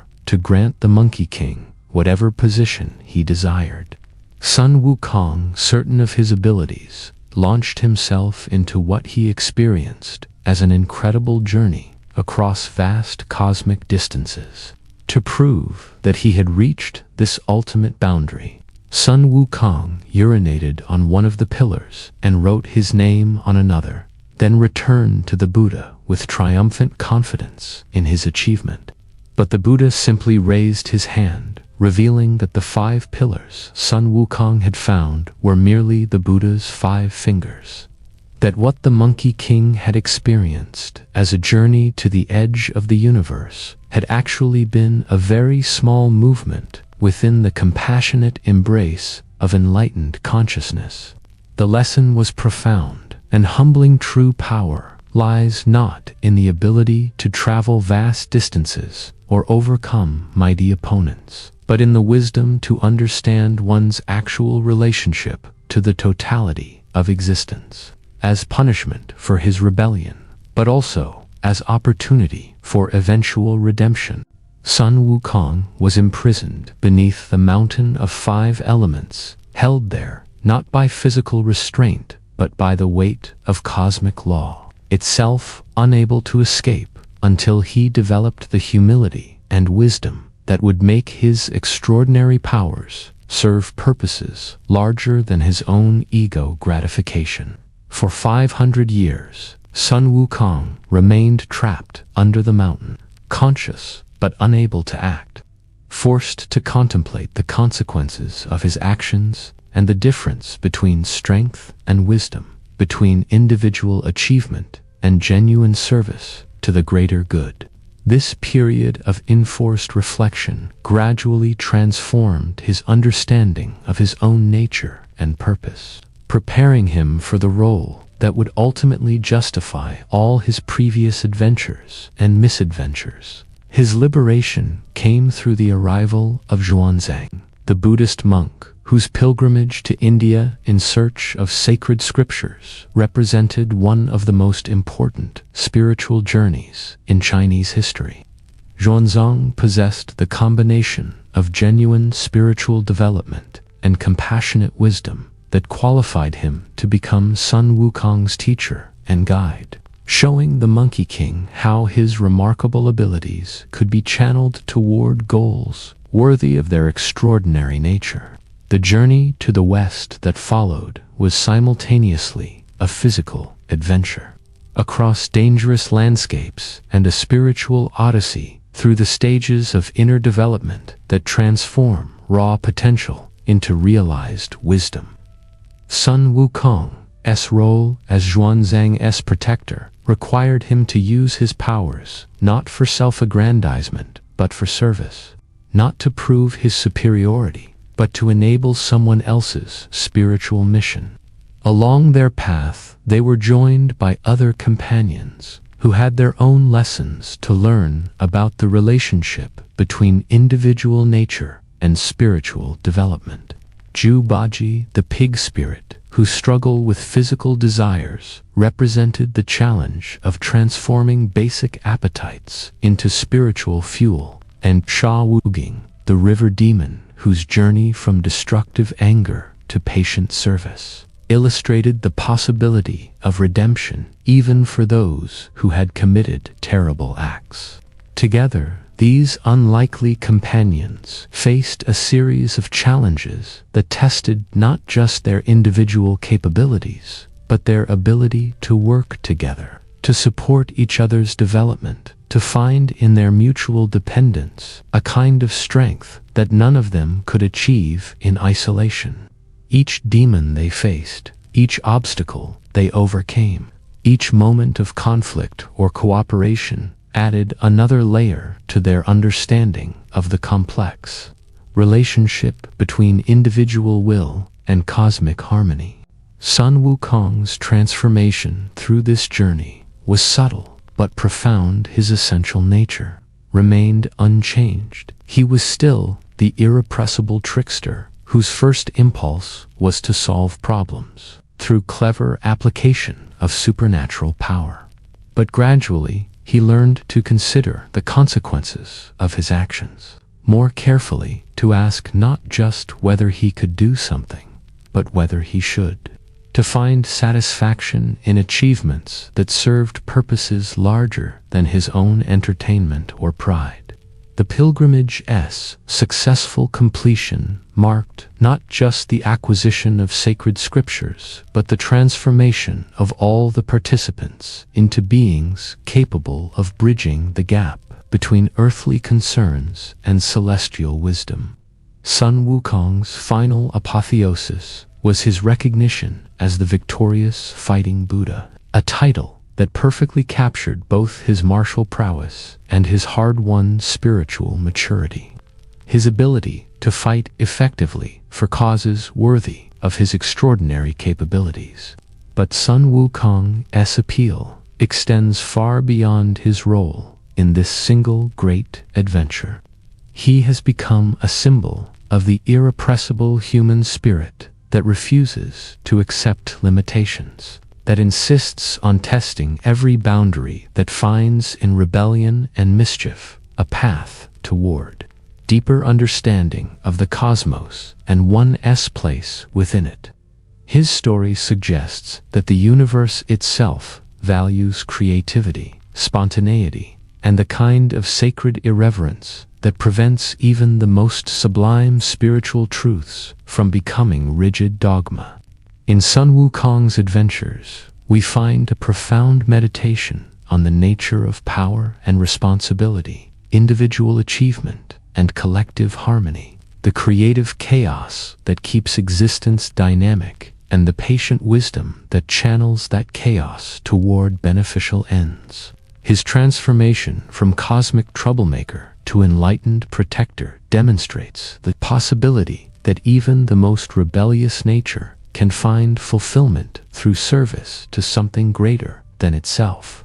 As you drift deeper into contemplation of this remarkable figure, you might find yourself wondering about the Monkey King qualities within your own nature, the aspects of your consciousness that refuse to accept arbitrary limitations, that insist on testing boundaries, that find conventional wisdom insufficient to contain the fullness of your potential. How might these seemingly disruptive energies be transformed into sources of creativity and service rather than mere rebellion?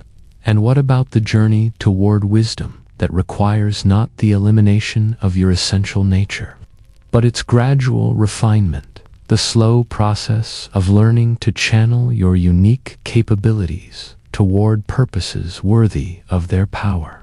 Like Sun Wukong, discovering that his greatest adventures came not from proving his independence, but from accepting interdependence with fellow travelers, you might find that your own deepest fulfillment comes from using your individual gifts in service of collective flourishing, from finding in cooperation and mutual support a kind of strength that no amount of individual achievement could provide.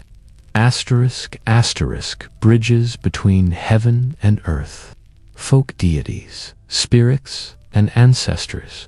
Asterisk, asterisk, beyond the grand cosmic dramas of creation, gods, and celestial bureaucracies, beyond the epic adventures of monkey kings and dragon emperors. Chinese mythology recognizes a vast populace of smaller deities, household spirits, and ancestral presences who mediate between the sublime abstractions of universal principles and the intimate realities of daily human existence. The ancestors who continue to participate in the lives of their descendants long after their physical bodies have returned to Earth. In every Chinese home, traditional or modern, there exists an invisible geography of sacred presence, a complex ecosystem of spiritual relationships that transforms the most ordinary living space into a node in the vast network of connection that links individual consciousness to cosmic patterns. The kitchen god, Zhaojun, maintains his watchful presence near the hearth where food is prepared, observing the daily interactions that reveal true family character more clearly than any public behavior, noting acts of kindness and cruelty, generosity and selfishness, respect and neglect that determine the moral atmosphere in which children learn their most fundamental lessons about what it means to be human. Zhao Jun's role as household observer and celestial reporter reflects the profound Chinese understanding that spiritual development cannot be separated from ethical behavior, that the way individuals treat their family members, servants, and guests provides the most accurate measure of their actual relationship to divine principles. His annual journey to heaven, where he presents his report on each household's conduct to the Jade Emperor, represents not divine surveillance, but the natural consequence of living in a universe where consciousness is interconnected, where individual actions ripple outward to affect the larger patterns of harmony and discord that shape collective destiny. The door gods mentioned stand eternal guard at the thresholds that separate private family space from the public world, not merely as protectors against physical intrusion, but as guarantors of spiritual integrity. ensuring that the negative influences that accumulate in marketplaces, government offices, and other areas of competitive interaction do not contaminate the sacred space where love, loyalty, and mutual support can flourish without the corrupting influence of external ambition and rivalry. These door gods are typically depicted as fierce warriors whose strength comes not from violence, but from absolute commitment to the protection of virtue. Beings whose presence reminds all who enter that they are crossing from a realm governed by expedience and self-interest into a space dedicated to the cultivation of the higher human qualities that make civilization possible. Their painted images on doorframes serve not as mere decoration, but as active spiritual technology, symbols that focus and channel protective energies the way a lens focuses light. But perhaps no aspect of Chinese folk religion is more central to daily spiritual life than the veneration of ancestors. The ongoing relationship between the living and the dead that transforms family history from mere genealogy into active spiritual practice. Ancestors are not remembered simply as individuals who once existed, but as continuing presences whose wisdom, protection, and guidance remain available to descendants who maintain proper relationships with them through offering, prayer, and the patient cultivation of family virtue. The ancestral altar that occupies a place of honor in traditional Chinese homes is not a museum display of family history, but a communication center, a sacred space where the boundary between past and present becomes permeable, where the accumulated wisdom of generations can be accessed by those who approach with appropriate reverence and genuine need. The offerings placed before ancestral tablets, scents, food, wine, flowers, are not payments or bribes, but expressions of gratitude and ongoing relationship acknowledgments that individual existence is not isolated, but embedded in vast networks of connection that extend backward through time and forward into futures that current actions help determine. This ancestral presence manifests not as supernatural intervention in natural law, but as guidance, inspiration, and protection that work through apparently natural channels, the sudden insight that solves a long-standing problem, the unexpected encounter that provides exactly the help or information needed at a crucial moment, the inner strength that emerges in times of crisis and seems to come from sources deeper than individual resources. The relationship between the living and the dead is reciprocal rather than one-sided, just as ancestors provide guidance and protection to their descendants. The living have responsibilities to the dead that extend far beyond funeral rites and memorial ceremonies. Through their actions, choices, and achievements, descendants either honor or shame their ancestors, either continue and develop the family legacy or allow it to deteriorate through neglect, selfishness, or moral failure. This reciprocal relationship creates a temporal dimension to ethical responsibility that extends individual moral choices beyond their immediate consequences to encompass their effects on past and future generations. A person who acts with courage, wisdom, and compassion not only improves present circumstances, but honors ancestors whose sacrifices made current opportunities possible and creates positive conditions for descendants who will inherit the consequences of current choices. Village and regional folk deities provide another layer of spiritual connection between individual lives and cosmic principles, offering localized expressions of universal truths that address the particular challenges and opportunities created by specific geographical, cultural, and economic circumstances. The god of a particular mountain understands the unique characteristics of that landscape, the seasonal patterns that govern farming in that region, the historical events that have shaped local culture and continue to influence contemporary life.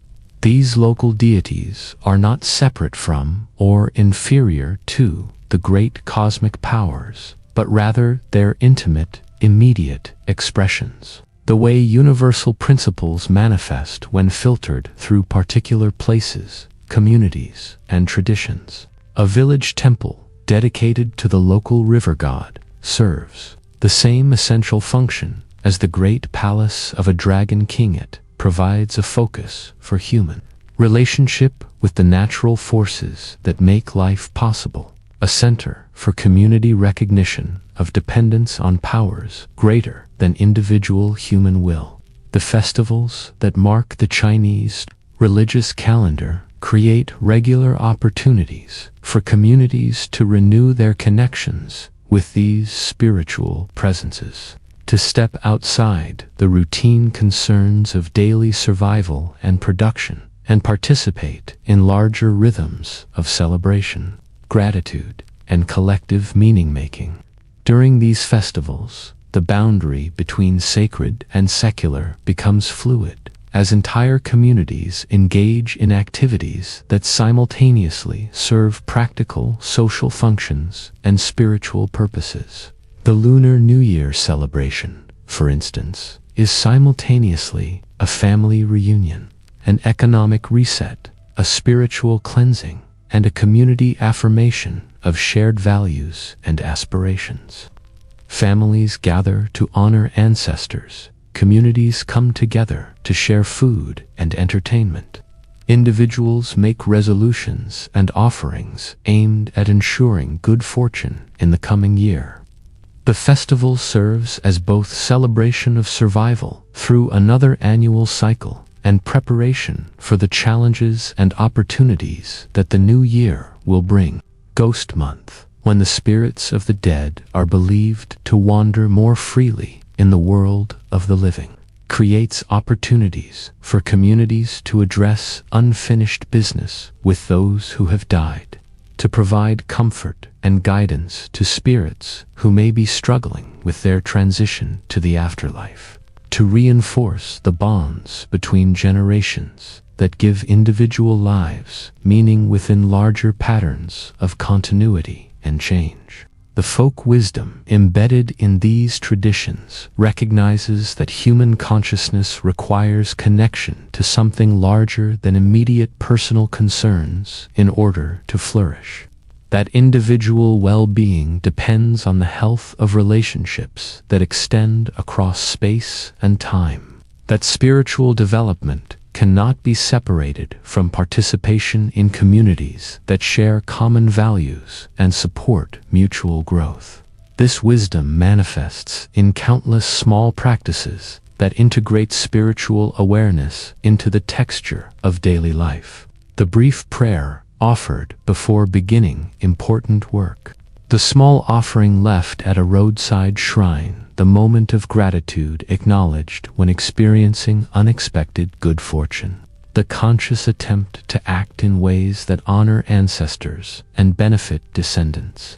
Such practices do not require elaborate theological knowledge or intensive spiritual training, but they do require recognition that individual existence is not self-sufficient, that consciousness emerges from and depends on networks of relationship that include visible and invisible, present and past, human and more than human participants. They represent the democratization of spiritual wisdom, the recognition that every person, regardless of education or social status, they make the sublime accessible without reducing it to the trivial. They provide guidance that is both spiritually profound and practically useful. In the gentle glow of understanding that comes from contemplating these intimate spiritual relationships, you might find yourself wondering about the invisible presences that participate in your own daily life. the ancestors whose struggles and achievements created the foundation for your current opportunities, the local spirits of place that connect your individual existence to the particular landscape you inhabit, contexts with recognition that your choices and actions ripple outward to affect not just your immediate circumstances, but the welfare of communities that extend across space and time. What forms of gratitude, offering, and conscious relationship might help you participate more fully in the vast networks of connection that give individual existence its deepest meaning and purpose? Cycles of order and chaos, reflections on balance and harmony. As we draw toward the completion of our journey through the vast landscape of Chinese mythology, certain themes emerge like mountain peaks, becoming visible through clearing mist, patterns that connect seemingly disparate stories into a coherent vision of cosmic order that is both stable enough to provide meaning and flexible. Perhaps the most fundamental of these themes is the recognition that order and chaos are not eternal enemies locked in destructive conflict. To maintain the kind of dynamic equilibrium that allows consciousness, beauty, and meaning to emerge from the raw potential of undifferentiated existence. From the very beginning, with Pangu's emergence from the cosmic egg and his patient work of separating heaven and earth, Chinese mythology has understood creation not as the imposition of rigid control over chaotic forces. Heaven and earth needed to be separate to create the space within which life could unfold. But they also needed to remain connected through the circulation of wind and rain, light and darkness, the seasonal cycles that prevent either realm from becoming static and lifeless. This principle of dynamic balance manifests most clearly in the concept of yin and yang, each containing the seed of its opposite, each reaching its fullest expression at the moment. When it begins to transform into what it apparently opposes, with its preference for straight lines and clear categories, often struggles to comprehend. True balance is not the mechanical equality of two forces pushing against each other with equal strength, but the organic harmony of energies that enhance and complete each other through their interaction, that create through their dance something more beautiful and complex than either could achieve in isolation. Why the highest wisdom often expresses itself through actions that seem to violate conventional morality or social expectations. Nuwa's dual role as creator and repairer illustrates this principle perfectly. Her initial work of shaping humanity from clay represents the creative aspect of feminine wisdom. The goddess who creates with gentle hands is the same being who can mobilize cosmic forces to mend the very infrastructure of reality when necessary. Similarly, Sun Wukong's journey from cosmic troublemaker to enlightened protector shows how apparently destructive energies can be transformed through proper understanding and guidance into sources of beneficial power. The Dragon Kings embody another aspect of this principle as rulers of water. They govern an element that is simultaneously essential for life and capable of devastating destruction that must flow freely to maintain its life-giving properties, but must also be channeled and contained to prevent catastrophic flooding. Their wisdom lies in understanding when to allow natural forces to follow their spontaneous course, and when to intervene with guidance that serves the larger patterns of cosmic harmony. Even the Jade Emperor, for all his association with celestial order and bureaucratic efficiency, demonstrates the integration of apparently opposing qualities. His governance is both authoritative and responsive, both systematic and flexible, capable of maintaining cosmic stability while accommodating the kind of creative chaos that Sun Wukong represents, wise enough to recognize that perfect order is actually a form of death that life requires. The constant possibility of surprise, novelty, and creative disruption. The story of Chang Yi and Hu Yi reveals how the principle of dynamic balance operates even in the realm of love and relationship. Their separation, tragic as it appears from one perspective, creates a kind of connection that transcends physical proximity, transforming individual love into a cosmic force that links heaven and earth, time and eternity. Their story suggests that some forms of harmony require apparent separation, that distance can paradoxically create intimacy, that the most profound unions sometimes manifest as the most elegant forms of solitude. The cyclical nature of Chinese thinking about time reflects this same understanding of balance as a dynamic rather than static process. Growth, maturity, decay, death, and renewal that operate on multiple scales simultaneously. Individual lives participate in family cycles that span generations. Family histories participate in cultural cycles that span centuries. Cultural developments participate in cosmic cycles that span eons. This cyclical understanding does not imply that existence is mere repetition, that nothing genuinely new can emerge from the endless rotation of familiar patterns.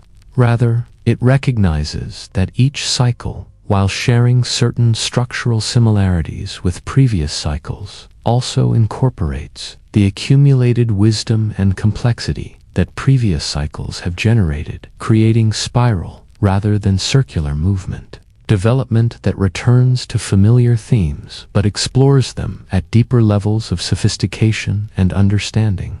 The seasonal festivals that punctuate the Chinese calendar embody this spiral understanding of time, providing opportunities for communities to reconnect with ancient patterns while adapting those patterns to contemporary circumstances, to honor tradition while allowing it to evolve in response to new challenges and opportunities. Each celebration of the Lunar New Year, for instance, both repeats eternal themes of renewal and reflection and incorporates the particular learning and growth that the community has experienced during the previous cycle.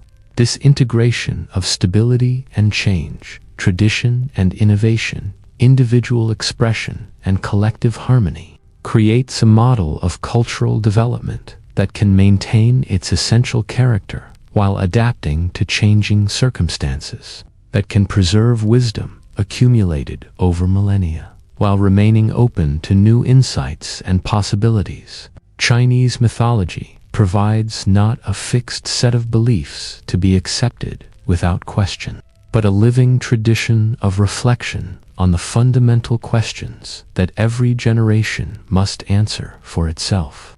The mythological figures we have encountered on our journey represent not just ancient stories about supernatural beings, but archetypal patterns that continue to operate in contemporary consciousness, ways of understanding the forces and relationships that shape human experience in every era.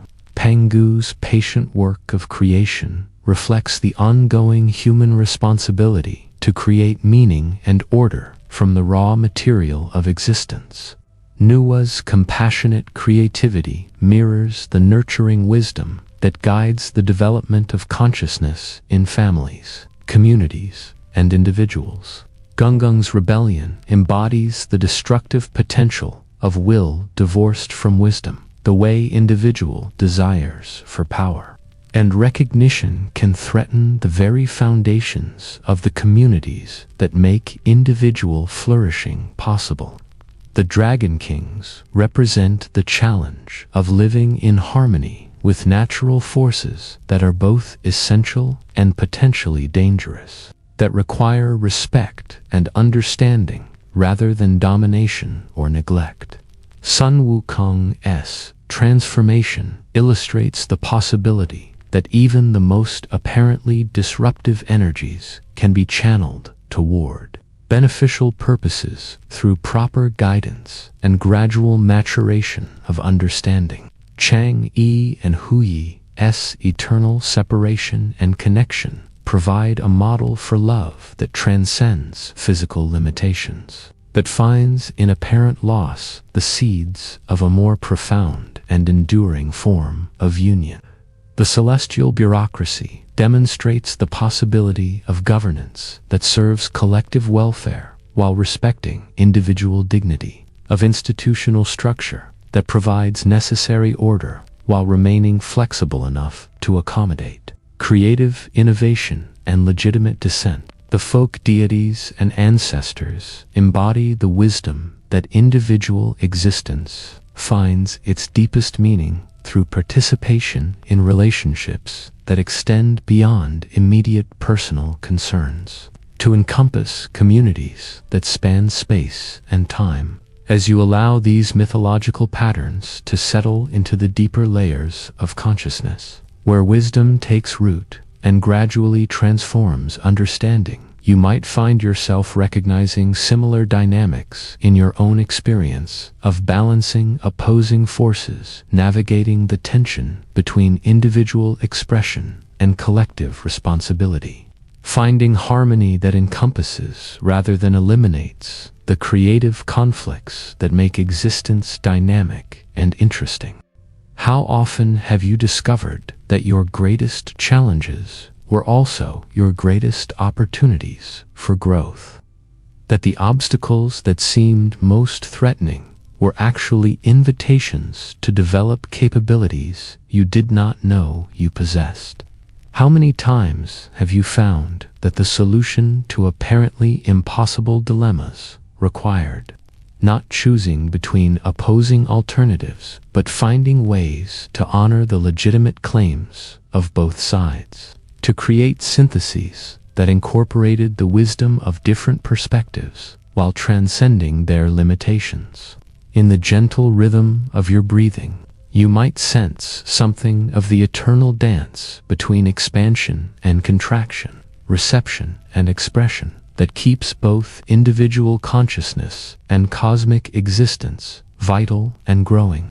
In the quiet spaces between thoughts, you might touch the same source of creative potential from which all the mythological figures we have encountered continue to emerge, the inexhaustible wellspring of imagination and wisdom that makes every moment pregnant with possibilities for renewal, transformation, and deeper understanding.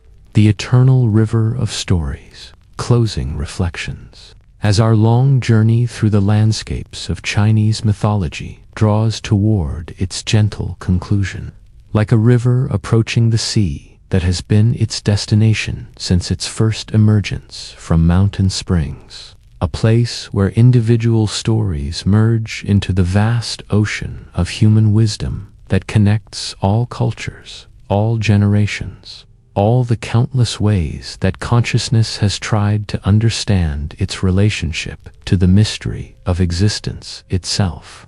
The myths we have explored together are not museum pieces, preserved fragments of ancient thinking that have been superseded by more sophisticated, modern understanding, but living streams of insight that continue to flow through contemporary consciousness, offering guidance, inspiration, and the kind of deep nourishment that human awareness requires to flourish in any era, under any circumstances. They represent humanity's most persistent attempt to map the invisible, geography of meaning that gives shape and direction to individual lives, to create bridges between the immediate concerns that occupy daily attention and the cosmic patterns that operate on scales almost too vast for human comprehension. In Pangu's patient work of cosmic architecture, we recognize our own His transformation from individual creator to cosmic infrastructure reminds us that the most significant achievements often require the willingness to dissolve personal boundaries in service of purposes larger than individual survival or satisfaction. Nuwa's tender crafting of humanity from golden clay speaks to the deep human need to understand ourselves as expressions of creative love rather than accidents of mechanical process. Beings whose consciousness emerged not from random collision of particles, but from the intentional shaping of divine hands that breathed into earthly matter something of their own essence and compassion. Her later work of cosmic repair demonstrates that creativity and restoration are aspects of the same fundamental capacity, that the wisdom which can bring forth new life can also heal what has been broken and strengthen what has been damaged. The celestial bureaucracy that governs the mythological universe reflects humanity's persistent dream of governance that combines effectiveness with justice, authority with compassion, institutional structure with flexibility and responsiveness to genuine need. In the Jade Emperor's benevolent administration, we see projected our deepest aspirations for social organization that serves collective welfare while respecting individual dignity, that maintains necessary order while encouraging the kind of creative innovation and legitimate dissent that keeps communities vital and growing. Sun Wukong's journey from cosmic troublemaker to enlightened protector embodies the possibility that even the most apparently disruptive energies within human nature can be transformed through proper understanding and guidance into sources of creativity and service, but essential aspects of the complete personality that can engage fully with both the joys and responsibilities of conscious existence. The eternal separation and connection of Chang'e and Huyi provides a profound meditation on the nature of love that transcends physical proximity, that finds in apparent loss the seeds of a more lasting and meaningful form of union. The Dragon Kings, in their governance of waters, life-giving and life-threatening aspects, represent the ongoing human challenge of living in harmony with natural forces that are both essential for our survival and potentially dangerous to our plans and projects. The folk deities, household spirits, and ancestral presences who populate the intimate dimensions of mythological space demonstrate that spiritual wisdom need not be abstract or remote from daily concerns, but can manifest through attention to the ordinary activities that fill most human time, cooking and cleaning. But perhaps most importantly, these stories collectively demonstrate the Chinese understanding that individual existence finds its deepest meaning through participation in patterns that extend far beyond personal boundaries, that connect individual consciousness to family lineages, cultural traditions, natural ecosystems, and cosmic processes that operate on scales of space and time that dwarf individual lifespans, while nonetheless depending on individual choices and actions for their continuation and development. This understanding creates a profound sense of both humility and responsibility. Humility in recognition that individual power and understanding are limited, that consciousness emerges from and depends on networks of relationship that extend far beyond personal control, but also responsibility in recognition that these larger patterns depend on individual participation, service and selfishness, creative engagement and passive consumption. The mythological worldview we have explored together offers an alternative to both the grandiose individualism that imagines consciousness as separate from potentially dominant over natural processes, and the reductive materialism that treats consciousness as merely an accidental byproduct of mechanical interactions between unconscious particles, populated by beings of various scales and types of consciousness who participate together in an ongoing creative process that is simultaneously cosmic and intimate, eternal and immediate.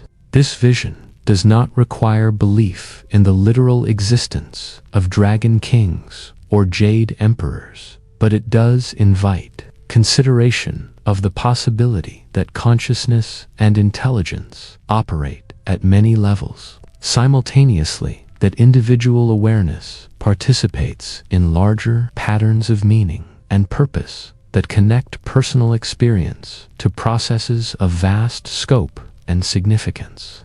It suggests that paying attention to these larger patterns, learning to align individual choices with cosmic harmonies, can enhance both personal fulfillment and collective welfare in ways that purely self-interested action cannot achieve. The stories we have shared create a kind of imaginative training in the art of thinking and feeling at multiple scales simultaneously, of recognizing the cosmic dimensions of ordinary experience while remaining grounded in the practical concerns that require immediate attention. They teach the skill of navigating between individual needs and collective responsibilities, between personal desires and larger purposes, between the temporal concerns that occupy most conscious attention and the eternal questions that give those concerns their ultimate meaning and direction. As you prepare to return from this journey through mythological landscapes to whatever tasks and relationships await your attention in the contemporary world, you carry with you not just information about ancient stories, but a new capacity for perception, a way of seeing ordinary experience that recognizes its connection to extraordinary patterns of meaning and significance. The challenges you face, the relationships you navigate, the choices you make, all participate in the same great conversation between individual will and cosmic harmony that these ancient stories explore.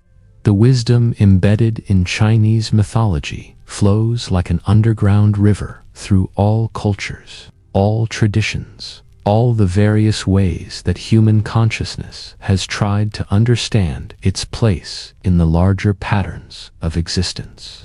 It surfaces wherever people recognize that individual fulfillment depends on contribution to collective welfare, wherever communities learn to balance stability with innovation, wherever individuals discover that their deepest satisfaction comes not from getting what they want, but from becoming who they are called to be. In the gentle darkness that surrounds you now, in the quiet space between waking and sleeping, where the most profound learning often occurs, you might sense something of the eternal flow that carries all stories, all dreams, all moments of beauty and insight across the vast distances that separate past from future, individual consciousness from cosmic awareness. These myths, like rivers, will continue flowing long after current concerns have been resolved and forgotten, carrying forward the essential human recognition that existence is meaningful, that consciousness is precious, that individual lives participate in patterns of significance that extend far beyond their immediate boundaries. Rest now in the embrace of stories that have comforted and guided countless generations before you, that will continue to offer their wisdom to countless generations yet to come. Let yourself drift on the current of narrative that connects your individual experience to the great river of human understanding, the endless flow of meaning that carries all consciousness toward deeper appreciation of the mystery and beauty of existence itself. In dreams and in waking, in solitude and in community, in moments of clarity and in times of confusion, these ancient wisdoms remain available. Like old friends who understand your struggles because they have witnessed similar challenges across millennia. Like patient teachers who know that the most important lessons cannot be hurried but must unfold in their own time, according to the natural rhythms that govern all authentic growth and development. The eternal river of stories flows on, carrying within its currents all the wisdom that consciousness has accumulated through its long journey toward understanding, all the love that has been discovered and expressed through countless individual lives, all the beauty that emerges when awareness recognizes its kinship with the creative forces that shape both cosmos and consciousness. Rest in this flow, trust in this current, and know that you are held by patterns of meaning that are both ancient and eternal, both intimate and infinite, both as gentle as a lullaby and as vast as the star-scattered sky beneath which all stories unfold.